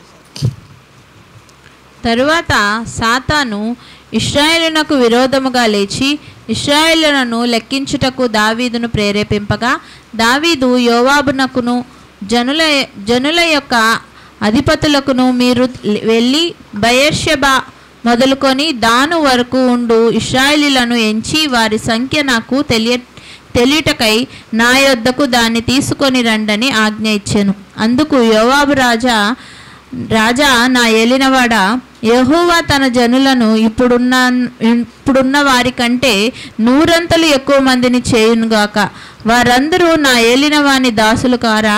నా ఏలినవానికి ఈ విచారణ ఎలా? ఇది జరగవలసిన హేతువేమి? జరిగిన ఎడల ఇశ్రాయేలుకు శిక్ష కలుగును అని మనవి చేసెను. అయినను యోవాబు మాట చెల్లక రాజు మాటయే చెల్లెను. కనుక యోవాబు ఇశ్రాయేలు దేశమంతటా సంచరించి తిరిగి యెరూషలేమునకు వచ్చి జనుల సంఖ్య వెరసి దావీదునకు అప్పగించెను. ఇక్కడ హల్లెలూయా. ఇక్కడ చూడండి, ఒక సందర్భంలో దావీదుకి ఏం చెప్పారంటే, దావీదు దగ్గర సైన్యాధిపతిగా పనిచేస్తున్న యోవాబు ఉన్నాడట. ఆయన మరి శత్రువులతో పోరాడడానికి మన ఒక సోల్జర్స్ మనకు ఎంతమంది ఉన్నారు, మన దగ్గర ఎంతమంది ప్రజలు ఉన్నారు యుద్ధం చేయడానికి అని వాళ్ళు ఏం చేస్తారంటే ఒకసారి కౌంట్ చేద్దాం అంటాడు. దేవుడు ముందుగానే చెప్తాను నేనంటే, వద్దు, నీ దేవుడు గొప్పవాడు, బలవంతుడు కనుక నువ్వు ఒకవేళ కానీ కౌంట్ చేస్తే ఏమవుతావు అంటే నా శక్తిని నువ్వు తక్కువ చేసినట్లు, కనుక నువ్వు కౌంట్ చేయొద్దు అని దేవుడు చెప్పినప్పుడు ఆ మాట యోవాబు కూడా చెప్తాడు. అయ్యా, ఇలాగా మనం చేస్తే దేవునికి కోపం రేపినట్టు అవుతుంది, కనుక నువ్వు వద్దు, ఎంతమంది ఉంటే అంతమందితోనే. దేవుడు చూడండి, 3000 మంది ఉంటే ఆ 3000 మందిని అందులోంచి 2700 మందిని తీసేసి కేవలం 300 మందితో యుద్ధం చేయలేదా గిడియన్ ద్వారా? దేవుడు ఏదైనా చేయగలడు, ఒక్కడితో కూడా యుద్ధం చేస్తాడు, కావాలంటే చేయగలరు, దేవుడు చేయించగలడు. కనుక నువ్వు నీ యొక్క ప్రజల్ని, నీ యొక్క సైన్యాన్ని నువ్వు లెక్కించొద్దు అని దేవుడు చెప్పినప్పుడు అక్కడ దావీదు చేసిన ఒక పెద్ద పొరపాటు, దావీదు రాజుగా అయిన కొత్తలో చేసిన పెద్ద మిస్టేక్ ఇది. అలా చేసినప్పుడు దేవుని యొక్క ఉగ్రత దావీదు మీదకి వచ్చి ఏం చేసిందంటే, అక్కడ 5 నుంచి మీరు చదువుకోండి తర్వాత, అక్కడ 3 దేవుడు ఏం చేశాడంటే, నువ్వు చేసిన తప్పుకి నేను 3 శిక్షలు ఇస్తున్నాను. ఆ 3 శిక్షల్లో ఒకటేంటంటే 3 దినాలు తెగులు, 7 సంవత్సరాల కరువు, అలాగే 3 సంవత్సరాలు శత్రువుల చేతిలో నుంచి నువ్వు ఏం చేస్తావట, శత్రువుల చేతికి నేను అప్పగిస్తాను, వారి కత్తి చేత నిన్ను సంహరిస్తారు అని దేవుడు ఈ యొక్క దావీదుకి చెప్పాడు వారి ప్రజల్ని. అయితే నీకు ఒక ఆఫర్ ఇస్తున్నాను, ఏంటంటే ఈ 3 తెగుల్లో కూడా నువ్వు ఒకటి సెలెక్ట్ చేసుకో. ఏంటది? 3 దినాలు తెగులు, 7 సంవత్సరాల కరువు, 3 సంవత్సరాలు శత్రువుల చేతికి నేను అప్పగిస్తాను, మీ యొక్క ఖడ్గము చేత మిమ్మల్ని సంహరిస్తారు వాళ్ళు అని చెప్పినప్పుడు ఈయన ఏం కోరుకుంటాడంటే, నేను 3 దినాలు తెగులు కోరుకుంటాను అంటాడు. ఆ 3 దినాలు తెగులు ఎప్పుడైతే కోరుకున్నాడో చక ఇశ్రాయేల్ ప్రజలందరూ పెట్లా రాలిపోతున్నారు. మనకి కోవిడ్లో ఎలా చనిపోయారు జనాలు, భయంకరమైన విపత్తులో ఖండాంతరాలు దాటిపోయింది కదా అది. అలాగా ఎంతమంది అంటే 70,000 మంది చనిపోతే ఈయనకి దావీదుకి భయం వేసి ఏడుపొచ్చి, అయ్యో నేను చేసిన తప్పు పాపాన్ని బట్టి నా ప్రజలు ఎందుకు చనిపోతున్నారు అని చెప్పి దావీదు పరిగెత్తి దేవుని దగ్గరికి వెళ్ళి దేవుణ్ణి మొక్కి పశ్చాత్తాపంతో దేవుణ్ణి కరుణ వేడుకున్నాడు. దేవా నేను చేసిన తప్పుకి నా ప్రజల్ని ఎందుకు శిక్షిస్తున్నావు అంటే, అప్పుడు దేవుడు అంటాడు సరే అని ఆ సంహరిస్తున్న ఆ తెగులు చేత సంహరించబడుతున్నారు కదా, ఒక దూత వచ్చి పెద్ద ఖడ్గం పట్టుకొని ఆ తెగులునంతా కూడా జల్లుతున్నప్పుడు ఆ దేవుడు చెప్తాడే ఇక మీదట ఆపు అని చెప్పి ఆ దూతకి చెప్పినప్పుడు ఆ దూత ఏం చేస్తాడంటే ఆ ఖడ్గము తీసుకొని వెళ్తాడు. ఆపేసి ఒక స్థలానికి తీసుకొని వెళ్ళిపోయి ఆ స్థలం దగ్గర దూత ఏం చేస్తాడు, ఖడ్గము గుచ్చుతుంది. అప్పుడు దేవుడు ఏమంటాడంటే ఇది ఆగాలి అంటే నువ్వేం చేయాలంటే ఆ దూత ఎక్కడికైతే ఆ ఖడ్గాన్ని తీసుకొని వెళ్ళి గుచ్చిందో ఆ స్థలములో నువ్వు నాకు ఒక మందిరాన్ని కట్టించు అన్నాడు దేవుడు. ఆ మందిరాన్ని అక్కడ కట్టాడు. అయితే ఆ మందిరమే ఈరోజు యెరూషలేము పట్టణములో వివాదానికి కారకమైనది. ఆ మందిరమే ఈ యొక్క అబ్రహాము తన కుమారుడైన ఇస్సాకును బలి మోరియా పర్వతం మీద ఇచ్చిన స్థలము కూడా అదే. అంటే దీనికి ఎంత చరిత్ర ఉంది, మామూలు చరిత్ర లేదు. అందుకే చెప్పాను 4400 పట్టణాలు ఉంటున్నప్పటికీ కూడా అతి ప్రాముఖ్యమైన పట్టణము ఈ యొక్క యెరూషలేము పట్టణం. ఎందుకంటే దానికి 5700 సంవత్సరాలు చరిత్ర ఉంది. అదే ఈ యొక్క ఆ మోరియా పర్వతం, ఈ యొక్క దావీదుకి దేవుడు చెప్పిన స్థలము. ఇందాక కీర్తనలో 132లో కూడా మనం చూసిన దాంట్లో అది నాకు కావాలి, అది నేను కోరుకున్న స్థలం అంటున్నది కూడా ఇదే. ఇవన్నీ కూడా ఎక్కడికి మాట్లాడుతున్నాయంటే ఒకటే చోటుకి, స్వాస్థ్యముగా దేవుడు ఇశ్రాయేల్ ప్రజలకు ఇచ్చిన చోటు, పరిశుద్ధాలయము నిర్మించవలసిన స్థలము, అన్నీ కూడా ఇదే. మొత్తం ఎక్కడ తిరిగినా సరే ఆ 37 ఎకరాల్లోనే ఆ ఒక భూభాగం దగ్గరికి వస్తున్నాయి అన్నీ కూడా. ఇప్పుడు యుద్ధం కూడా జరుగుతున్నది ఆ స్థలము గురించే. కనుక మీరు ఆలోచించండి. అప్పుడు దావీదు ఏం చేశారంటే ఆ స్థలాన్ని సరే అయితే ఈ స్థలం ఎవరిది అని చెప్పి ఆయన ఎంక్వైరీ చేయించాడు. ఎంక్వైరీ చేస్తే ఆయనకి కొంచెం ఇన్ఫర్మేషన్ వచ్చింది. చూడండి 2 సమూయేలు 24:24 2 సమూయేలు 24:24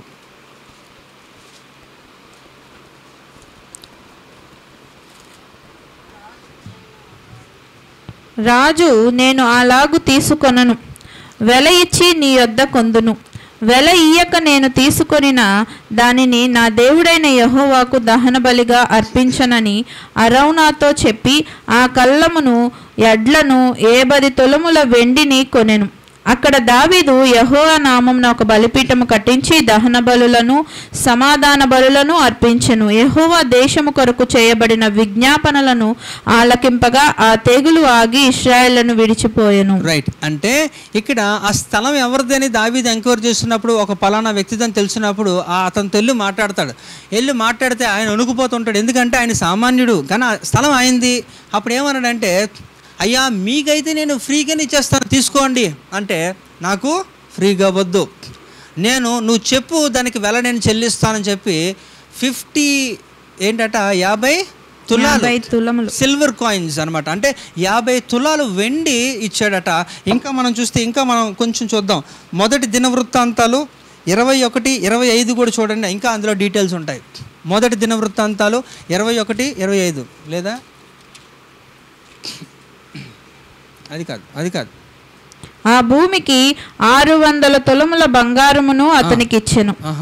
పిమ్మట దావీదు యెహోవాకు అచ్చట ఒక బలిపీఠము కట్టించి దహన బలులను సమాధాన బలులను అర్పించి యెహోవాకు మొరపెట్టగా ఆయన ఆకాశంలో నుండి దహన బలిపీఠమును మీదికి అగ్ని వలన అతనికి ప్రత్యుత్తరం ఇచ్చాను. రైట్. అంటే ఇక్కడ చూడండి, ఇందాకలా 50 తులములు వెండి ఇచ్చాడట, ఇక్కడ 600 తులాలు బంగారం ఇచ్చాడట. అంటే ఆ స్థలాన్ని కొనడానికి ఆ వ్యక్తికి ఆయన అంత వెల చెల్లించాడు. అంటే ఇది నేను చెప్తున్నాను, ఇప్పుడు దానికి రేట్ ఎంత ఉంటుంది అంటే ప్రజెంట్ 600 తులాలు 50 తులాలు వెండి, అది బంగారం ఇది వెండి, రెండు కలిస్తే మనకి ఇప్పుడున్న రేటు ప్రకారంగా చూస్తే 28,13,500 ఇప్పుడు. అంటే ఇప్పుడు ఎంత ఉందంటే ఇది క్రీస్తు పూర్వము 5700 సంవత్సరాల కాలంలో ఇంకా కరెన్సీలే మనకు లేనప్పుడు దాని వెల ఎంత ఉండొచ్చు, ఇంకా ఎక్కువ ఉంటుంది కదా. అంటే ఎంతో కానీ దావీదు దాన్ని ఉచితంగా తీసుకోలేదు. ఎందుకు ఉచితంగా తీసుకోలేదంటే, ఉచితంగా తీసుకుంటే రేపొద్దున్న దావీదు కాలం అయిపోయింది, సొలొమోను కాలం అయిపోయింది. తర్వాత వచ్చేవారు ఏమంటారంటే ఇది మాదంటే మాది అంటారు. ఇది నీకెక్కడదంటే ఆ వ్యక్తి ఇచ్చాడు. ఎంత కొన్నామంటే ఫ్రీగా తీసుకున్నాను. ఫ్రీగా తీసుకుంటే నేను కూడా ఫ్రీగా తీసుకుంటాను. అందుకనే ఉచితంగా ఎవరు కూడా తీసుకోకూడదు, దానికి ఒక రేట్ నిర్ణయించి తీసుకోవాలి. ఇప్పుడు ఆయన అథారిటీతో చెప్తాడు ఐ బాట్ ఇట్. ఇప్పుడు యేసు ప్రభు వారు కూడా అథారిటీతోనే చెప్తాడు నేను క్రయధనము ఇచ్చి చెల్లించాను. అవునా? మీరు విలువ పెట్టి కొనబడిన వారు కనుక, అవునా కదా? 1 కొరింథీ 6:19-20 దేవుడు చెబుతున్నాడు ఆయన మనల్ని ఉచితముగా మనల్ని తీసుకోలేదండి, క్రయధనముగా ఆయన రక్తాన్ని కార్చి మనల్ని కొనుక్కున్నాడు. కనుక ఇక్కడ దావీదు కూడా ఏం చేశారంటే ఆ భూభాగాన్ని అక్కడ కొని ఏం చేశారంటే అక్కడ ఒక బలిపీఠం కట్టించి దేవునికి యొక్క దహన బలులు సమర్పించినప్పుడు ఆ తెగిలి ఆగిపోయిందట. ఆ తర్వాత ఏం చేశారంటే ఇంకా ప్లేస్ ఉంది కదా అని చెప్పి ఆ చుట్టుపక్కల ప్రాంతాన్ని అంతటిని కూడా కళ్ళమును అంతటిని కూడా కొనేశాడు. మొత్తం అంతా కూడా దావీదు కొనేసి ఇప్పుడు నేను మందిరం కడతానంటే దావీదుకి దేవుడు అన్నాడు లేదు నువ్వు కట్టడానికి లేదు, ఎందుకంటే నీ యొక్క చేతులంతా కూడా రక్తంతో తడిచిపోయి కనుక నువ్వు కట్టద్దు, కానీ నీ యొక్క గర్భమందు పుట్టిన కుమారుడి చేత నేను ఆ యొక్క పరిశుద్ధ మందిరాన్ని కట్టిస్తానంటే సొలొమోను కాలంలో ఆయన కట్టించాడు. అదే టెంపుల్ మౌంట్. ఇప్పుడు దాని గురించే మనం మాట్లాడుతున్నాం. అదే వివాదం అంతా కూడా జరుగుతుంది. కనుక ఇదంతా కూడా ఒక స్థలం గురించే. దానికి ఎంత పవిత్రత దేవుడు కోరుకుంటున్నది, అంత చరిత్ర కలిగినది అదే స్థలం. అబ్రహాము తన కుమారుడిని బలి ఇచ్చిన స్థలం అదే. దావీదుని దేవుడు కోరుకొని అక్కడ మందిరాన్ని కట్టించమన్న స్థలం అదే. ఇవన్నిటికి కూడా దేవుడు ఇశ్రాయేలు ప్రజలకి స్టార్టింగ్లో వాగ్దానం చేసి స్వాస్థ్యముగా నేను నీకు ఇచ్చాను, ఇక్కడ ఒక పరిశుద్ధాలయము నిర్మించబడాలి, ఇక్కడే నేను మొక్కుబడులు దశమ భాగములను నీ యొక్క మొరలను నేను వింటాను, ఎక్కడికే తీసుకొని రండి ప్రతిష్టార్పణలు అని చెప్పిన స్థలము కూడా అదే. ఇవన్నీ కూడా అదే స్థలం గురించి ఇప్పుడు ఈ పాలస్తీనా ఈ ఇశ్రాయేలు కొట్టుకొని చేస్తున్నది అదే. కనుక మీరు ఆలోచిద్దాం ఏం చేస్తారనేది. ఇక్కడ ఆయన ఎప్పుడైతే దావీదు అంతా కూడా కొనేసి అంతా రెడీ చేశాడో అదే మనం చూస్తే దినవృత్తాంతాలు, అదే సొలొమోను కట్టించిన దేవాలయం. ఇక 2వ దినవృత్తాంతాలు 3వ అధ్యాయంలో 5వ అధ్యాయంలో 6వ అధ్యాయంలో మనం చదివితే ఆయన దాన్ని ఏ రీతిలో దాన్ని అంతా కూడా రెడీ చేశాడు అనేది మనం తెలుస్తుంది. ఒక 7 years కట్టాడు. 7 సంవత్సరాల్లో దేవుని యొక్క మందిరము కట్టబడింది. ఎంత సుందరంగా అంటే ఏ మానవుడు కూడా భూమి మీద అలాంటి ఒక మందిరము కట్టలేనంత రీతిలో మరి సొలొమోను దేవాలయాన్ని కట్టించాడు. అదే దేవాలయాన్ని అనేక సార్లు దాన్ని పడగొట్టి దాన్ని ఏం చేశారంటే ఈ యొక్క రోమా చక్రవర్తుల కాలమే కానీ ఆ తర్వాత వచ్చినాక ఈ యొక్క రాజుల కాలము ముందున్న రాజుల కాలము కానీ వీరందరూ కూడా దాన్ని పడగొట్టి ఎన్ని చేశారు. ఆఖరికి మనం చూస్తే ఈ చివరిగా ఈ యొక్క 1వ శతాబ్ద కాలంలో ఈ యొక్క హేరోదు గ్రేట్. అయితే హేరోదు అంటే హేరోదు ఒక్కడే పరిపాలించలేదండి, చాలామంది పరిపాలించారు. పేర్లు ఒకటే ఉంటాయి కానీ కరెక్ట్గా మనం తెలిస్తే చెప్పచ్చు. సొలొమోను కట్టించిన దేవాలయం పడగొట్టిన తర్వాత ఒక రాజు ఈ యొక్క హేరోదు గ్రేట్ అనే ఒక రాజు దాన్ని ఏం చేశారట కట్టించాడు. అతను చూడండి లూకాసు వార్త 23:7 ఆయన హేరోదు అధికారము క్రింద ఉన్న ప్రదేశము వాడని తెలుసుకొని హేరోదు నొద్దకు ఆయనను పంపెను. హేరోదు ఆ దినములలో యెరూషలేములో ఉండెను. అంటే ఇక్కడ మొట్టమొదటిగా ఆ రాజు ఏం చేశారంటే తనకి దేవుడు యూదులంటే కొంత మట్టుకు సాఫ్ట్ కార్నర్ ఉంది, యూదుల మీద ఒక మంచి ఒక అభిప్రాయం ఉంది. పాపం వాళ్ళు ఏడుస్తున్నారు, వారికి కూడా ఒక మందిరం ఉంటే ఏమైపోతుంది, ఎందుకంటే పొలిటికల్ కాన్ఫ్లిక్ట్ వచ్చిందనమాట. ఈ రోజుల్లో చూడండి ఇక పొలిటీషియన్స్ ఎవరైతే ఉన్నారో రాజకీయవేత్తలు అందరూ కూడా ఓట్ల నిమిత్తం ఏం చేస్తే ఎవరిని పోగొట్టుకోకూడదు కనుక అన్ని సామాజిక వర్గాలని ఏంటంటే ఆకర్షించడానికి ఏదో ఒక స్కీమ్స్ ఏవో ఒకటి చేస్తూ ఉంటారు చివరి ఒక ప్రయత్నాలు లాస్ట్లో.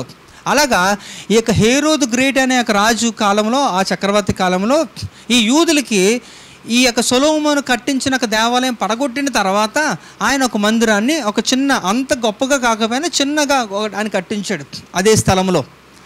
ఆ మందిరాన్ని ఎన్ని సంవత్సరాలు కట్టించాడు తెలుసా? 46 సంవత్సరాలు. ఒక మందిరాన్ని 46 సంవత్సరాలు ఎవరు కడతారండి? ఇప్పుడు మనకున్న ఒక ఆయుష్ సగం అయిపోయినట్టే కదా, మోర్ దెన్ సగమే అయిపోతుంది. కానీ అక్కడ అలాగ ఎందుకు కట్టించారంటే అందులో ఒక బంగారపు వర్ణంతో ఏం చేశారట, చెక్కించాడు. లోపల ఒక ప్రతి దాన్ని కూడా ఎంతో చక్కగా స్కిల్స్ ఉన్న వారితో చెక్కించాడట దాన్ని. దాని గురించి ఈ యొక్క రాజ్యంలో గొప్పగా మాట్లాడుతుంటున్నప్పుడు అక్కడ దేవుడు చెప్పిన ఒక ప్రవచనం ఏంటంటే, రాయి మీద రాయి లేకుండా దానికి ఉన్న ఒక మధ్యలో ఉన్న ఒక బంగారం కూడా ఏం చేస్తారంటే తీసుకుని వెళ్ళిపోతారు. అది ప్రవచనం చెప్పినప్పుడు ఆయన కట్టించిన దాన్ని కూడా కొలగొట్టేశారు. అది కూడా అయిపోయింది. దేవుడు చెప్పిన ప్రవచనం అది కూడా నెరవేరిపోయింది, అది కూడా అయిపోయింది. ఇది రోమా చక్రవర్తుల్లో పరిపాలిస్తున్నప్పుడు హేరోదు రాజు మొదటివాడు, హేరోదు గ్రేట్ అన్నవాడు దీన్ని కట్టించాడు, దాన్ని కూడా కూలగొట్టేశారు. ఆయన తర్వాత వచ్చిన వాడే హేరోదు అర్కెలియు అనేవాడు వచ్చాడు. ఆయన తర్వాత కూడా ఇంకొక హేరోదే, దానికి ఒక పేరు. అది కూడా చూస్తే మత్తయి సువార్త 2వ అధ్యాయము 22వ వచనంలో చూస్తే, అయితే అర్కెలాయు తన తండ్రి అయిన హేరోదునకు ప్రతిగా యూదా దేశం నుండి, అంటే ఆయన చనిపోయిన తర్వాత ఆయన ఒక కుమారుడు వచ్చి దాన్ని పరిపాలించాడు కొంతవరకు కూడా, దాన్ని ఆయన ఏమి కూడా చేయలేకపోయాడు. ఆయన తర్వాత వచ్చిన వాడే హేరోదు అంతిప. హేరోదు తన సహోదరుడకు ఫిలిప్పు భార్య అయిన హేరోదియను పెండ్లు చేసుకొని నందున యోహాను నీ సహోదరుని భార్యను చేర్చుకొనుట నీకు న్యాయము కాదని హేరోదుతో చెప్పును కనుక. రైట్, ఇక్కడ బాప్తీసుమిచ్చు యోహాను కాలములో కొనసాగుతున్న రాజే హేరోదు అంతిప. ఈ రాజే ఈ యొక్క బాప్తీసుమిచ్చు యోహాను తల నరికించేశాడు. ఇది అంటే హేరోదు అంటే ఏ హేరోదు, దానికి ఒక పర్టికులర్ వాడన్న మీకు తెలియాలి, అందుకనే నేను ఇదికి చెప్తున్నాను. మొదటివాడు హేరోదు గ్రేటు, రెండోది హేరోదు అర్కెలాయు, మూడోవాడు హేరోదు అంతిప, నాలుగోవాడు హేరోదు అగ్రిప్ప 1. అతడు దేవుని మహిమపరచునందున వెంటనే ప్రభువు దూత అతన్ని మొత్తెను కనుక పురుగులు పడి ప్రాణం విడిచెను. ఈ ఎవడు పురుగులు పడి చనిపోయిన వాడు ఎవడంటే ఈ యొక్క హేరోదు అగ్రిప్ప 1. వీడి కాలంలోనే ఇక్కడ ఈ యొక్క జ్ఞానులు ఎవరైతే ఉన్నారో గొల్లలు, ఈ జ్ఞానులు వెళ్ళి మాట్లాడతారు కదా, ఆ యేసు ప్రభు వారు పసిబాలుడిగా ఉంటున్నప్పుడు చంపును ఉద్దేశించిన వ్యక్తే ఇక హేరోదు అగ్రిప్ప 1. వీడే ఏం చేశారట, ప్రభువును స్తుతించలేనందున వాడు పురుగులు పడి చనిపోయాడు. మనకి ఈ యొక్క మెడికల్ డాక్టర్స్, ఈ యొక్క చరిత్రకారులు చెప్పిన ఒక సంఘటన ఏంటంటే, వాడు ఎంత భయంకరంగా చచ్చాడంటే వాడి కిడ్నీలు కుళ్ళిపోయాట. వాడి కిడ్నీలు కుళ్ళిపోయి వాడి యొక్క ఆ ప్రైవేట్ పార్ట్స్ అన్నీ కూడా కుళ్ళిపోయి పురుగులు పట్టేసి వాడిని తిని తిని తిని చచ్చాడట మంచాన పడి. అంత భయంకరమైన చావు వాడు చచ్చాడట హేరోదు అగ్రిప్ప 1. ఈ యొక్క హేరోదు అంతిప మనవలే ఈ యొక్క హేరోదు అగ్రిప్ప 1, అగ్రిప్ప 2. ఇప్పుడు లాస్ట్ వన్ చూద్దాం, హేరోదు అగ్రిప్ప 2. అందుకు అగ్రిప్ప, ఇంత సులభముగా నన్ను క్రైస్తవునిగా చేయుచున్నావే. అపోస్తలుడైన పౌలు గారు ఈ యొక్క వ్యక్తితో మాట్లాడుతున్నప్పుడు, సువార్త చేస్తున్నప్పుడు, ఆ వ్యక్తే ఈ వ్యక్తి ఎవరు, హేరోదు అగ్రిప్ప 2 అనే వ్యక్తి ఏం చేస్తారంట, బాబు నీకు దండం, నీతో నేను మాట్లాడితే ఇంకాసేపట్లో నేను కూడా బాప్టిజం తీసేసుకుంటానేమో, దయచేసి వెళ్ళిపో అని చెప్పి. ఎందుకంటే అపోస్తలుడైన పౌలు గారితో ఎవడు డిబేట్ చేసి గెలవలేదు. అపోల్లోస్ ఎలాంటి వాడో, స్టెఫెన్ ఎలాంటి వాడో అలాంటి వాడి యొక్క అపోస్తలుడు పౌలు గారు కూడా అగ్రిప్ప 2తోని వివాదం డిబేట్ చేస్తున్నప్పుడు ఆయన చక్కగా ఈ వాక్యాన్ని వివరిస్తూ ఈ యొక్క సువార్త ప్రకటిస్తున్నప్పుడు ఆ రాజు భయపడిపోయి, బాబు ఇక చాలు, నువ్వు చెప్తుంటే నేనే కన్విన్స్ అయిపోతున్నాను కనుక ఇక మీద మాట్లాడొద్దు అని చెప్పి పంపించేసిన రాజే అగ్రిప్ప 2. అంటే ఇప్పుడు నేను చెప్పిన 5గురిలో ఈ యొక్క 46 సంవత్సరాలు యొక్క దేవాలయాన్ని కట్టించి యూదులకు ఫేవర్గా ఉన్నవాడు ఒకడే, వాడే హేరోదు ద గ్రేట్. హల్లెలూయా. ఇది వివాదం. ఇప్పుడు ఏంటంటే అవన్నీ కూడా వీళ్ళు కట్టిన మందిరాలన్నీ కూలగట్టేసి ఇప్పుడు అల్ అక్సా అనేది ఒక మందిరం, ఒక మసీదు కట్టేసి ఇప్పుడు ప్రజెంట్ ఉంది. దాని గురించి వివాదం, అది ఫర్దర్గా దాన్ని కూలగొట్టి అక్కడ పరిశుద్ధాలయం కట్టబడాలి. అది కట్టబడాలి అంటున్నప్పుడు ఈ యొక్క క్రీస్తు విరోధి రావాలి. క్రీస్తు విరోధి రాక మునుపు ఏం జరుగుతుందంటే ప్రకటన గ్రంథం 11వ అధ్యాయము నెరవేర్పు జరగాలి. 2 సాక్షులు రావాలి, వారు వచ్చి వీరితో యుద్ధం చేయాలి. ఎంత యుద్ధం చేయాలంటే 3.5 సంవత్సరాలు, 42 నెలలు, 1260 దినాలు. ఇంత కాల పరిమితిలో వీరి మధ్యలో ఇదంతా కూడా జరగాలి. ఇది జరిగిన తర్వాత ఇది జరిగి అక్కడ ఆ మందిరం ఎప్పుడైతే కట్టబడుతుంటుందో, ఆ మందిరంలో ఎప్పుడైతే కట్టబడిన మందిరములోనే ఈ యొక్క క్రీస్తు విరోధి ఈ యొక్క హేయమైన వస్తువును తీసుకెళ్ళి పెట్టినప్పుడు దానియేలు గ్రంథం 9వ అధ్యాయం నెరవేర్పు జరుగుతుంది. ఆ కాలంలో చక్కమని యొక్క సంఘము వెళ్ళిపోద్ది. ఈ భూమి మీద సంఘము ఉండదు. కనుక ఇవన్నీ కూడా చక్క నెరవేరిపోతాయి. మీరు జరుగుతుంది లేండి, ఎప్పుడో జరుగుతుంది కదా, చేద్దాం అంటే అవ్వదు. ఇవన్నీ మీరు తెలుసుకోవాలి, సిద్ధపడాలి, దానికి అనుకూలంగా మిమ్మల్ని మీ భక్తి మీరు చేసుకోవాలి. హల్లెలూయా. అప్పుడు మాత్రమే మీరు సిద్ధపడతారు, తప్పించబడతారు. అందుకే మోషే కీర్తన 91:14 వచనంలో ఒక మాట ఉంటుంది, చూసి ముగించుకుందాం. గట్టిగా ఎవరు అతడు?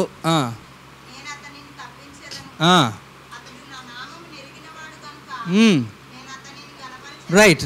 కనుక ఎవరైతే దేవుని ప్రేమిస్తారో వారిని దేవుడు ఎలాంటి పరిస్థితుల్లో అయినప్పటికీ కూడా తప్పించేస్తారట.